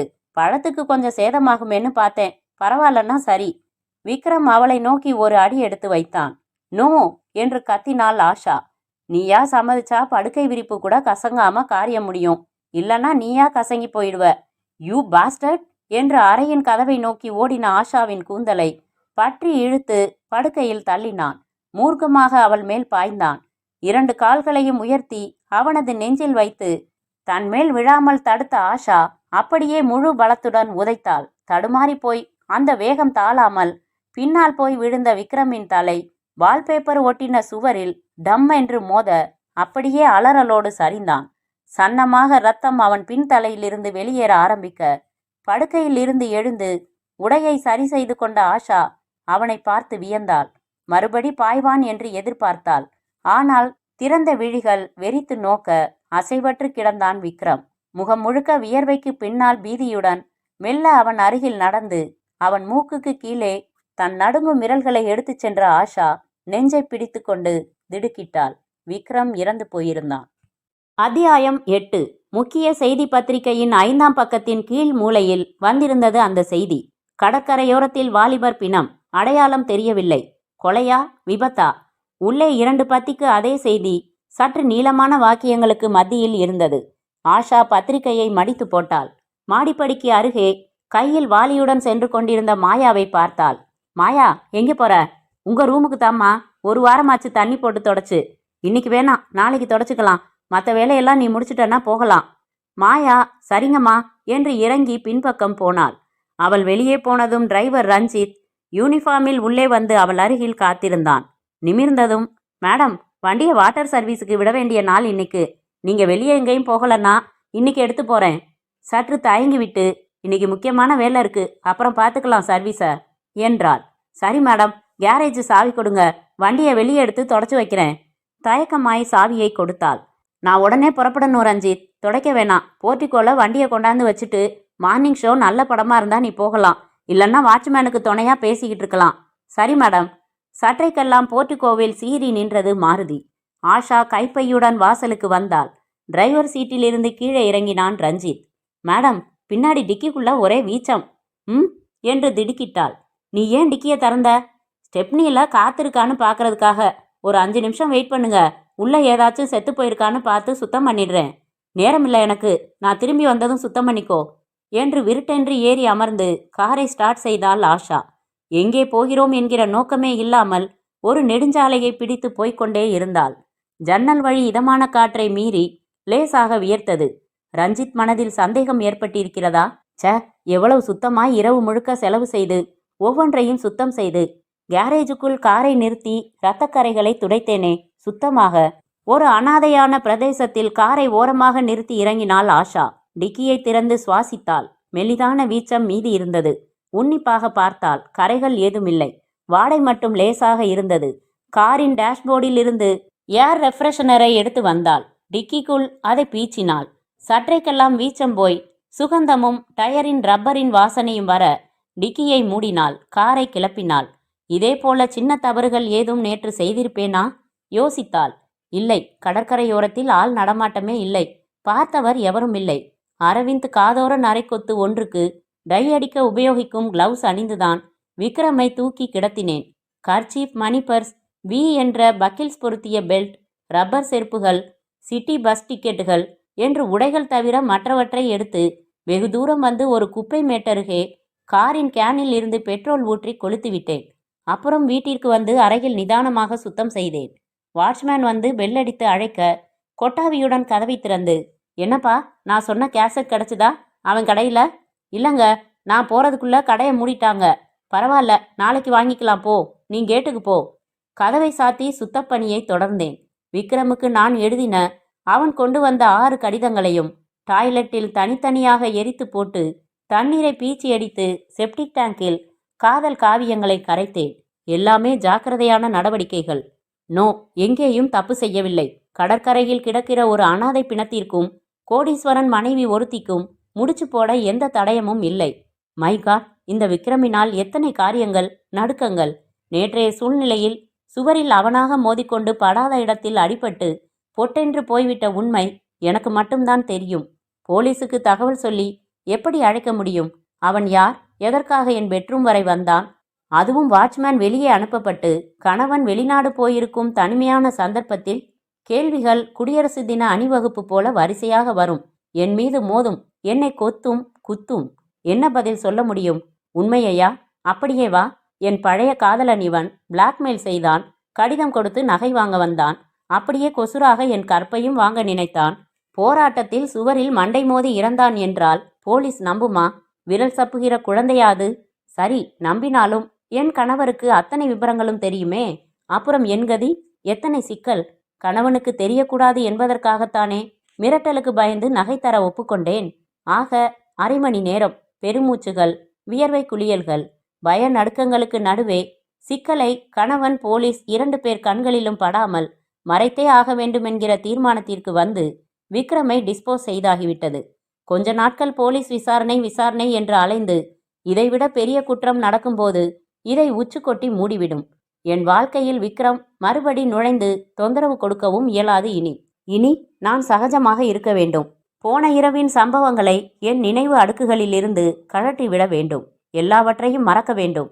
விக்ரம் லெட்டர் எழுதினது, ஃபோன் செய்தது, சந்தித்தது, பேசியது, மிரட்டியது, தொட்டது, செத்தது, எல்லாவற்றையும். விக்ரம் என்றால் யார்? எனக்கு தெரியவே தெரியாது. அந்த பெயரில் ஒரு கப்பல் இருப்பதாக கேள்விப்பட்டிருக்கிறேன். அதைத்தானே சொல்கிறீர்கள்? ஆஷாவின் கார் அந்த சினிமா தியேட்டரின் காம்பவுண்டிற்குள் நுழைந்தது. மறுநாளைக்கு மறுநாள் பங்களாவின் சிட்அவுட்டில் தொங்கிய வளைக்குடையில் உட்கார்ந்து அசைந்து கொண்டே புத்தகம் படித்து கொண்டிருந்தாள் ஆஷா. காரை துடைத்து கொண்டிருந்தான் ரஞ்சித். மார்கழியின் நிழல் காற்றின் குளிர்ச்சியில் தெரிய வெயில் வெப்பமில்லாமல் ஏறிக்கொண்டிருந்தது. ஒரு பறவையின் கியூ சத்தம் இடைவெளி விட்டுவிட்டு கேட்டுக்கொண்டிருந்தது. கீழே பங்களாவின் வாசல் கேட் அருகே வாட்ச்மேன் யாரையோ கேள்வி கேட்டுக்கொண்டிருக்க புத்தகத்திலிருந்து திரும்பி பார்த்தாள். கேட் அருகே நின்றிருந்த அவன் அங்கிருந்தே ஆஷாவை பார்த்து பெரிதாக கும்பிடு போட்டான். உள்ளே விடச் சொல்லுங்கள் என்று சைகை செய்தான். வாட்ச்மேன் அவனை தடுத்து நிறுத்திவிட்டு நடந்து வந்து தலையை உயர்த்தி இவளை பார்த்து, உங்களை பார்த்து பேசியே ஆகணுங்கிறான் என்றான். யாரா? விக்ரம் சம்பந்தமானு சொல்லுங்கங்கிறான். உட்கார்ந்திருந்தவள் இறங்கி விட்டாள். உறைந்து விட்டாள். வர சொல்லட்டுமா? ரிசப்ஷன் ரூம்ல இருக்க சொல்லு. ஆஷா சிட் அவுட்டிலிருந்து தன் அறைக்குள்ளே வந்து புத்தகத்தை வைத்துவிட்டு யோசனையோடு படி இறங்கி ரிசப்ஷன் ரூமுக்கு வந்தபோது அவன் கைகளை குவித்து வணக்கங்கம்மா என்றான். அவன் சிரிப்பில் விஷமம் இரண்டும் இருந்தன. யார் நீங்க? என்ன விஷயம்? கதவை சாத்திட்டு பேசலாமேங்க. எனக்கு ஒன்றும் இல்லை, உங்களுக்கு தான் நல்லது என்று சிகரெட் கொளுத்தி கொண்டான். ஆஷா பதட்டத்தை மறைத்து கொண்டு கதவை சாத்திவிட்டு அமர்ந்து மௌனமாய் பார்த்தாள். சிகரெட்டை 2 கையாலும் அணைத்து உறிஞ்சினான். தேவையில்லாமல் ஒரு தரம் சிரித்தான். பரவாயில்லம்மா, நான் கூட சாதாரணமாக நினச்சிட்டேன். சரியான கில்லாடியான பொம்பளையாத்தான் இருக்க. அவனுடைய ஏக வசனத்தில் வெறுப்புற்றாள். யார் நீ? என்ன சமாச்சாரம்? சொல்றதுக்குத்தானே வந்தேன். இல்லைன்னா உன் பங்களாவை சுற்றி பார்க்கவா வந்தேன்? அது எப்படி போலீஸையே அசத்துற அளவுக்கு ரொம்ப சாமர்த்தியமாக கொலை செஞ்ச பாப்பா? சுத்தமாய் திடுக்கிட்டாள். என்ன என்ன சொல்ற நீ? எவ்வளோ அழகா செட்டப் செஞ்சிருக்க. ஆம்பளை செய்கிற வேலை. பரவாயில்ல, பாராட்டித்தான் ஆகணும். உளராத. தண்ணி போட்டா கூட உளர மாட்டேன்னா. அம்மாடி, இங்கே பாரு, என் பேரு கிருஷ்ணமூர்த்தி. கிட்டுன்னு கூப்பிடுவாங்க. கொன்னியே உன் லவ்வர் விக்ரம். அவன் என்கிட்ட தான் வேலை பார்த்தான். மறுபடி உளராத. விக்ரம்னு எனக்கு யாரையும் தெரியாது. இது என்னம்மா கூத்தா இருக்கு? முன்ன பின்ன தெரியாத ஒரு பிள்ளைக்கு எதுக்காக அம்புட்டு லெட்டர் எழுதினா நீ? நான் யாருக்கும் லெட்டர் எழுதலை. அப்போ இதெல்லாம் போஸ்ட்மேனே எழுதி கொண்டாந்து விக்ரம் கிட்ட கொடுத்தான்னு சொல்றியா கண்ணு? என்று தன் பனியனுக்குள்ளிருந்து 10க்கும் மேலான கடிதங்களை எடுத்து அலட்சியமாக அங்குள்ள மேஜை மேல் போட்டான் கிட்டு. பிரமித்தாள். அவள் எழுதிய கடிதங்கள்தான். நாக்கு ஒட்டிக்கொள்ள தடுமாறினாள். நெற்றியோரங்களில் வியர்த்தாள் ஆஷா. ஆஷா பாப்பா, எல்லா சமாச்சாரமும் எனக்கு தெரியும். எல்லாம் என்கிட்ட சொல்லியிருக்கான். உன்னை மிரட்டி பணம் கேட்க சொல்லி ஐடியா கொடுத்ததே நான் தான். பாவி! யாரு? நானா? கொலை செஞ்சவங்களுக்கு என்ன பேராப்போ? நான் கொலை செய்யலை. அன்னைக்கு உன் வீட்டுக்கு லெட்டரை கொடுத்துட்டு நகை வாங்கிட்டு வரேன்னு சொல்லி கிளம்பினப்போ நான் தான் எல்லா லெட்டரையும் எடுத்துட்டு போகாதடா முட்டாள்னு சொன்னேன். ராத்திரி காத்திருந்து பார்க்குறேன், ஆளை காணோம். மறுநாளும் ஆள் வரல. நகையை வாங்கிட்டு என்கிட்ட கூட சொல்லிக்காம ஓடிட்டானா பயல்னு சந்தேகப்பட்டேன். பேப்பரில் கடற்கரையில் அடையாளம் தெரியாத பொணம் கிடந்ததுன்னு படித்ததும் டவுட் வந்துருச்சு. பொணக்கிடங்கில போய் பார்த்தா நம்மாலு தான். எனக்கு புரிஞ்சு போச்சு. நீ தான் பயலை மேலோகம் அனுப்பிட்டன்னு தெரிஞ்சு போச்சு. உடனே நான் போலீஸில் எல்லாம் சொல்லியிருப்பேன். சொல்லலை. ஏன்? உன் வயசை நினச்சி பார்த்தேன். தூக்கில் தொங்குற வயசாயுது. பாவமாக இருந்துச்சு. சரி, உன்னை பார்த்து விபரம் தெரிஞ்சுக்கிட்டு அப்புறம் போலீஸுக்கு சொல்லலாம்னு வந்துட்டேன். ஆஷா திகைத்தாள். சட்டென்று திகைப்பை உள்வாங்கி அலட்சியமாக கேட்டாள். சபாஷ், நீ சொல்கிற கதை நல்லா இருக்கு. விக்ரம நான் காதலிச்சது உண்மை. கடிதம் எழுதினதும் உண்மை. அதுக்கப்புறம் நீ சொல்கிறதெல்லாம் பொய். நிரூபிக்க முடியுமா உன்னால? அதாவது கொலை செஞ்சது, பிணத்தை அப்புறப்படுத்தினது இதெல்லாம் உண்மை. ஆனால் நிரூபிக்க முடியாதுன்னு சொல்கிற, அப்படித்தானே? மௌனமாய் இருந்தாள். கிட்டு தன் வயிற்றில் செருகி இருந்த டைரி ஒன்றை எடுத்தான். இந்த மாதிரி வில்லங்கமெல்லாம் வரும்னு விக்ரமுக்கு முதல்லயே தெரியும் போல இருக்கு. அதனாலேயே தினம் டைரி எழுதுகிற பழக்கம் வச்சிருக்கான். அவனோட பழக்கம் இப்போ எவ்வளவு சௌகரியமா இருக்கு பாத்தியா? இதில் தேதி வாரியா எல்லாம் எழுதியிருக்கான். உனக்கு லெட்டர் போட்டது, சந்திச்சு பேசினது, பங்களாவுக்கு வந்தது, நீ கெட் அவுட்டுன்னு விரட்டினது, பணம் கேட்டு மிரட்டினது எல்லாத்தையும் எழுதியிருக்கான். கண்கள் இமைக்க மறந்து அந்த டைரியையே பார்த்தாள் ஆஷா. என்ன பாப்பா, முகம் வெளுத்து போச்சு? இதெல்லாம் பத்தாதுன்னு விக்ரம் ஒரு ஒட்டப்பட்ட கவரை என்கிட்ட கொடுத்துருக்கான். இதோ பாரு என்று டைரிக்குள்ளிருந்து எடுத்து காட்டினான் கிட்டு. யாருக்கு அட்ரஸ் எழுதியிருக்கு தெரியுமா? மதிப்பிற்குரிய கமிஷனர் அவர்கள், சென்னை. உள்ள என்ன எழுதியிருக்கான் தெரியுமா? என் மாஜி காதலி ஆஷாவை என்னோடு சேர்ந்து புது வாழ்க்கை வாழ அழைப்பதற்காக அவளது வீட்டிற்கு இரவுகளில் தனிமையில் சென்று சந்தித்து வருகிறேன். எனக்கு ஏதேனும் ஆபத்து ஏற்படுமானால் ஆஷாவான அவள் காரணமாய் இருக்கலாம். ஏனென்றால் அவள் பணத்துக்காக காதலை உதறியவள், எதற்கும் துணிந்தவள் அப்படின்னு எழுதியிருக்கான். இதுவும் அவனுக்கு நான் கொடுத்த ஐடியா தான். துப்பாக்கி எதுவும் அவள் எடுத்துட்டா இதை சொல்லு, சுடமாட்டான்னு சொன்னேன். இதை அவன் சொல்றதுக்கே சந்தர்ப்பம் தராம கொன்னுட்டியம்மா. நோ, நான் கொல்லல, அவரா சுவத்துல மோதிக்கிட்டு இறந்தாரு என்று கத்தினாள் ஆஷா. புது புது பொய்யா சொல்லி பார்க்குற நீ. முதல்ல விக்ரம்னா யாருன்னு கேட்ட, அப்புறம் நிரூபிக்க முடியுமான்னு கேட்ட, இப்போ தானா செத்தான்னு சொல்ற. இப்போ நான் என்ன செய்கிறேன்? இந்த காதல் கடிதங்கள், டைரி, கமிஷனர் தபால் மூணையும் எடுத்துக்கிட்டு நேராக போலீஸ் கமிஷனரை போய் பார்க்குறேன். அப்புறம் அவர்கிட்ட உன்னோட கதையை விடு என்று எழுந்து கொண்டான் கிட்டு. நோ, வேணாம், தயவு செஞ்சு வேணாம். சத்தியமாக நான் கொலை செய்யலை. விக்ரம் தானா மோதி இறந்தாரு. ஆனால் சரியா சிக்கல்ல மாட்டிட்டேன். நீ வச்சிருக்கிற இதெல்லாம் என்னை மாட்டி விட்டுடும். போலீஸ் நான் சொல்கிறத நம்பாது. என்னை நம்பு, நான் கொலை செய்யலை. என்னை காப்பாத்து ப்ளீஸ் என்று கெஞ்சினாள் அவசரமாக. வேணாம், கெஞ்சாத. என் மனசு ரொம்ப இலகினது. கண்ணில் தண்ணி விட்டு யாராச்சும் கேட்டுட்டா மறுக்க முடியாது. அதுலேயும் வாழ வேண்டிய பொண்ணு நீ. நான் இறக்கப்பட்டுடுவேன். அப்புறம் நீதி என்னாகிறது? ஒரு கொலையை மறைக்கிற குற்றத்தை ஒரு நல்ல குடிமகன் செய்யலாமா? ஐயோ, நான் சொல்றத கேளு. அது கொலையே இல்லை. என்னை காப்பாத்து. நீ என்ன சொன்னாலும் சரி. யோசனை பண்ண வேண்டிய விஷயம். ஹாலில் டெலிஃபோன் ஒலித்தது. இரு, பேசிட்டு வந்துடுறேன் என்று கதவை திறந்து கொண்டு ஹாலுக்கு வந்து டெலிஃபோன் கத்தலை நிறுத்தி, ஹலோ, அப்படியா, கொடுங்க என்று விட்டு அரவிந்தின் குரலுக்காக காத்திருந்தாள். Hello darling. ஹலோ, நான் தான் பேசுகிறேன். நீ சொல்லலைன்னா நான் குரல்லேருந்து தெரிஞ்சுக்க மாட்டேனாக்கும். ஆஷா, நான் எங்கேருந்து பேசுகிறேன் தெரியுமா? பம்பாய் கால்னு சொன்னாங்க, குழம்பினேன். பம்பாயில் இருந்தா பேசுகிறீங்க? ஆமாம் ஆஷா, 2 நாள் முன்னாடியே வேலை முடிஞ்சு போச்சு. இன்னைக்கு காலையில் தான் பம்பாய் வந்தேன். இங்கே கொஞ்சம் வேலை இருக்குது, முடிச்சுட்டு நாளை காலையில் புறப்பட்டு வரேன்.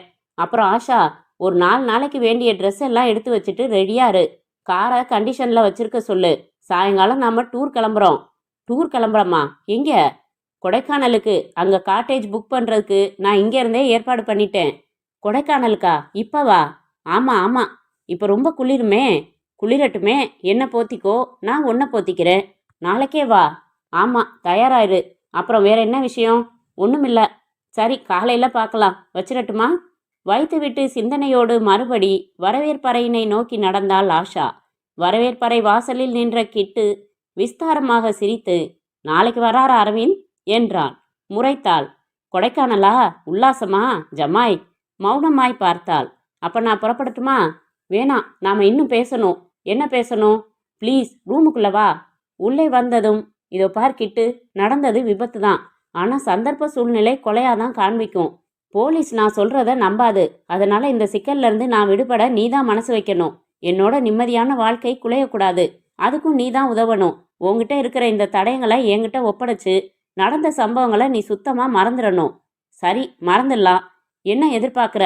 ₹1,00,000 மதிப்புக்கு நகைகள் தரேன். அது விக்ரமுக்கு கொடுக்க நீ சம்மதிச்ச தொகை. விக்ரம் கிட்ட இருந்தது காதல் தகவல் மட்டும்தான். அந்த செய்தியை தெரிஞ்சுக்கிட்டு உன் புருஷன் உன்னை தாராள மனசோட மன்னிக்க கூட வாய்ப்பு இருக்கு. ஆனா என்கிட்ட காதல் தகவல், கொலை தகவல் ரெண்டும் இருக்கே. இது முக்கியம் இல்லையா? முதல்ல பிரச்சனை உன் வாழ்க்கைக்கு மட்டும்தான். இப்போ உன்னோட உயிரையே பாதிக்கிற விஷயம் இல்லையா? சுருக்கு கயிறு உன் கழுத்தை தொடாம இருக்க வேணாமா? சரி, என்னதான் உன் எதிர்பார்ப்பு? விக்ரம் மாதிரி குட்டி திட்டம் இல்லை நம்மளோடது. கொஞ்சம் பெரிய திட்டம், அவசரம் இல்லாத திட்டம். புரியல, என்ன சொல்ற? புரியும்படியா சொல்றேன். உனக்கு உயிர் முக்கியமா? இந்த சொகுசான வாழ்க்கை முக்கியமா? புருஷன் முக்கியமா? என்ன இது அர்த்தமில்லாத கேள்வி? அர்த்தமில்லாததுன்னே வச்சுக்கலாம். பதில சொல்லு. எல்லாம் தான் முக்கியம், வாஸ்தவம்தான். ஆனா அடிப்படையான விஷயம் உயிர் இல்லையா? உடம்புல உயிர் இருந்தா தானே வாழறதுக்கு. ரெண்டாவது முக்கியம் புருஷனா பணமா? புருஷன்தான். பணம் இருந்தா எத்தனை புருஷனை வேணும்னாலும் வாங்கலாம். குடும்பம்ங்கிறது வியாபாரம் இல்ல. நீ என்னதான் கேட்குற? உன்னோட பொட்டை கேட்குறேன், பூவை கேட்குறேன். ஓ காட், என்ன இதெல்லாம்? நிதானமா யோசிமா. இந்த அரவிந்த் தம்பி சேர்த்து வச்சிருக்கிற சொத்து நெருக்கி 1 கோடி இருக்கும். எனக்கு 30 லட்சம் ரூபாய் வேணும். அதை நீ உடனே தர முடியாது, தரவும் வேணாம். கொஞ்சம் கொஞ்சமா தந்தா போதும். அவ்வளவு பணம் நீ தரணும்னா சொத்தெல்லாம் உன் கைக்கு வந்தாகணும். உன் கைக்கு வரணும்னா 2 வழிதான். ஒன்று, அரவிந்த் தானே எல்லா சொத்தையும் உன் பேர்ல மாத்தணும். அது நடக்காது, அவன் மடையன் இல்ல. இன்னொரு வழி, சட்டப்பூர்வமா சொத்து உன் கைக்கு வர்ற வழி. அதுக்கு நீ செய்ய வேண்டியது ஒரே ஒரு சின்ன காரியம். உனக்கு பழக்கமான காரியம்தான். விக்ரம கொன்ன மாதிரி சாமர்த்தியமா உன் புருஷனை கொன்னுடு. சாமர்த்தியமான வழிய நானும் வேணும்னா சொல்லித்தரேன் என்றான் கிட்டு. உறைந்து போய் அமர்ந்திருந்தாள் ஆஷா. கிட்டு, மறுபடி சொல்றேன், விக்ரம நான் கொல்லல. என் புருஷனை நான் கொல்ல போறதும் இல்ல. உனக்கு என்ன பைத்தியமா? சரி, நான் பைத்தியம்தான், வரேன். இந்த பைத்தியம் இன்னைக்கு ராத்திரி உனக்கு ஒரு ஃபோன் செய்யும். அப்போ உன்னோட இறுதியான முடிவை சொல்லு. நல்லா யோசிச்சுக்கோ. 1 கோடி ரூபாய் சொத்து. எனக்கு தரப்போறது 30 லட்சம் தான். அதுவும் கொஞ்சம் கொஞ்சமா. மிச்சம் பூரா உனக்கு தான். 1 வருஷம் கழிச்சு இன்னொரு கல்யாணம் பண்ணிக்கிட்டா போச்சு. யூ வெயிட் பண்ணுமா என் ஃபோனுக்காக. ஃபோனில் திட்டு, யோசனை பண்ணிட்டு திட்டு. உன் திட்ட காதில் வாங்கிட்டு நேராக கமிஷனர் ஆஃபீஸ் போகிறேன். நிச்சயமாக தூக்கு தண்டனை தான். உன்னோட சொந்த உயிரும் சொகுசான பணக்கார வாழ்க்கையும் முக்கியமா? இல்லை தாலி கட்டின காரணத்தால் 6 மாத பழக்கத்தில் ஏற்பட்ட புருஷன்கிற உறவு முக்கியமா? நீயே புத்திசாலித்தனமாக யோசிச்சுக்கோ. கிட்டு, பெரிய மனசு பண்ணு. கொலை செய்ய சொல்றியே, நியாயமா? விக்ரம நான் சொல்லாமலேயே கொன்னியே, நியாயமா? பழிக்கு பழி மாதிரி நான் கேட்கறது கொலை, அவ்வளவுதான். பெரிய மனசு பண்ணித்தான் 30 லட்சம் கேட்குறேன். சொத்துல பாதி கேட்க தெரியாதா எனக்கு? நோ, என்னால் கொலை செய்ய முடியாது. அதுவும் என் புருஷனை? முடியாது, முடியவே முடியாது. இதே பதில நைட்டு நான் ஃபோனில் கூப்பிட்றப்போ சொல்லு.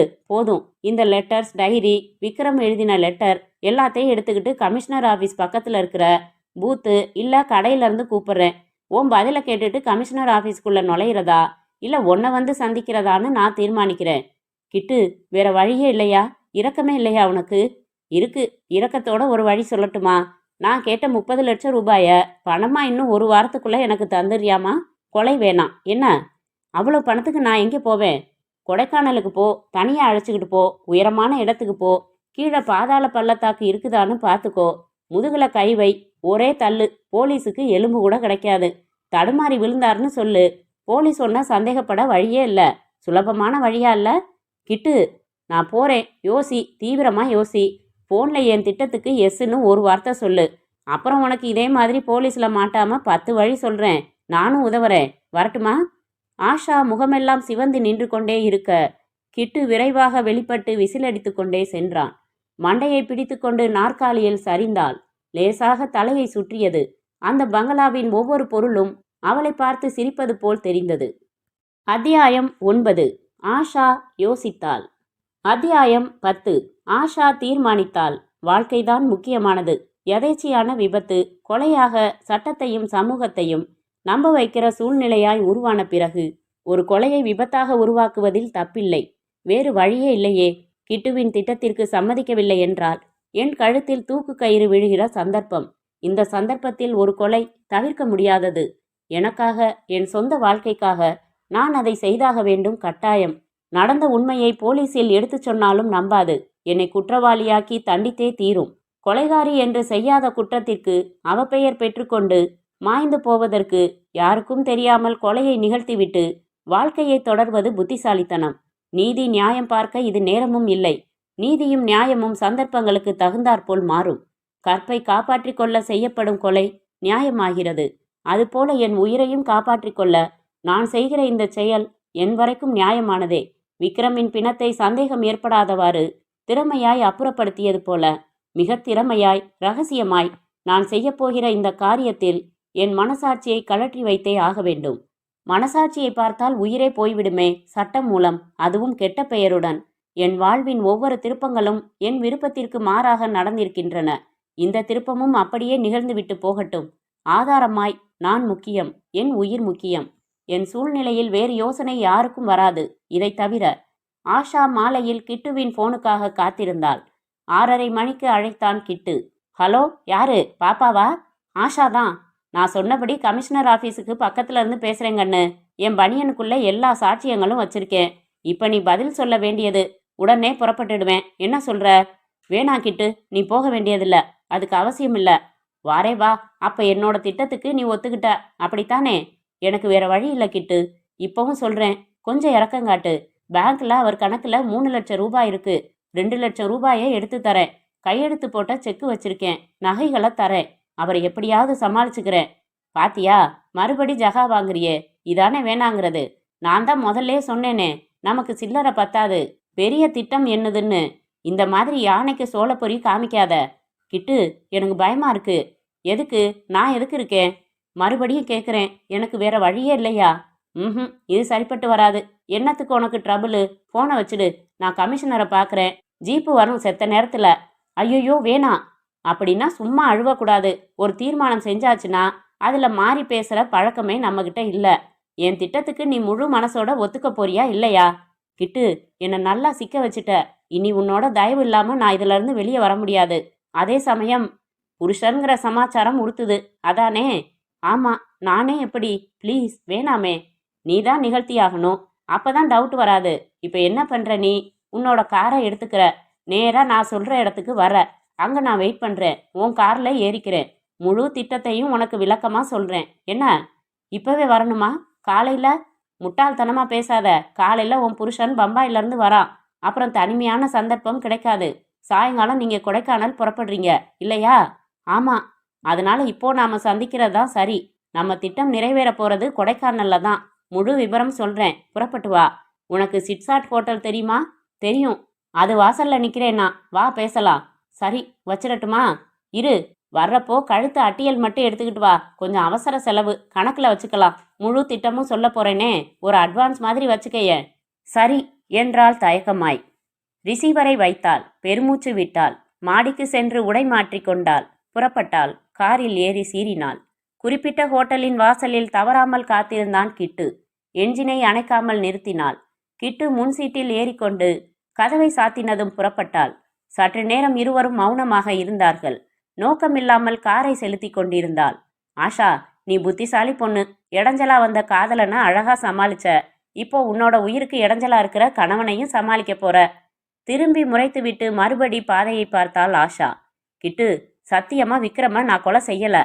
சரி விடு, சாட்சியங்கள் நீ கொலை செஞ்சதாத்தானே சொல்லும். கிட்டு, ஒரு சந்தேகம்.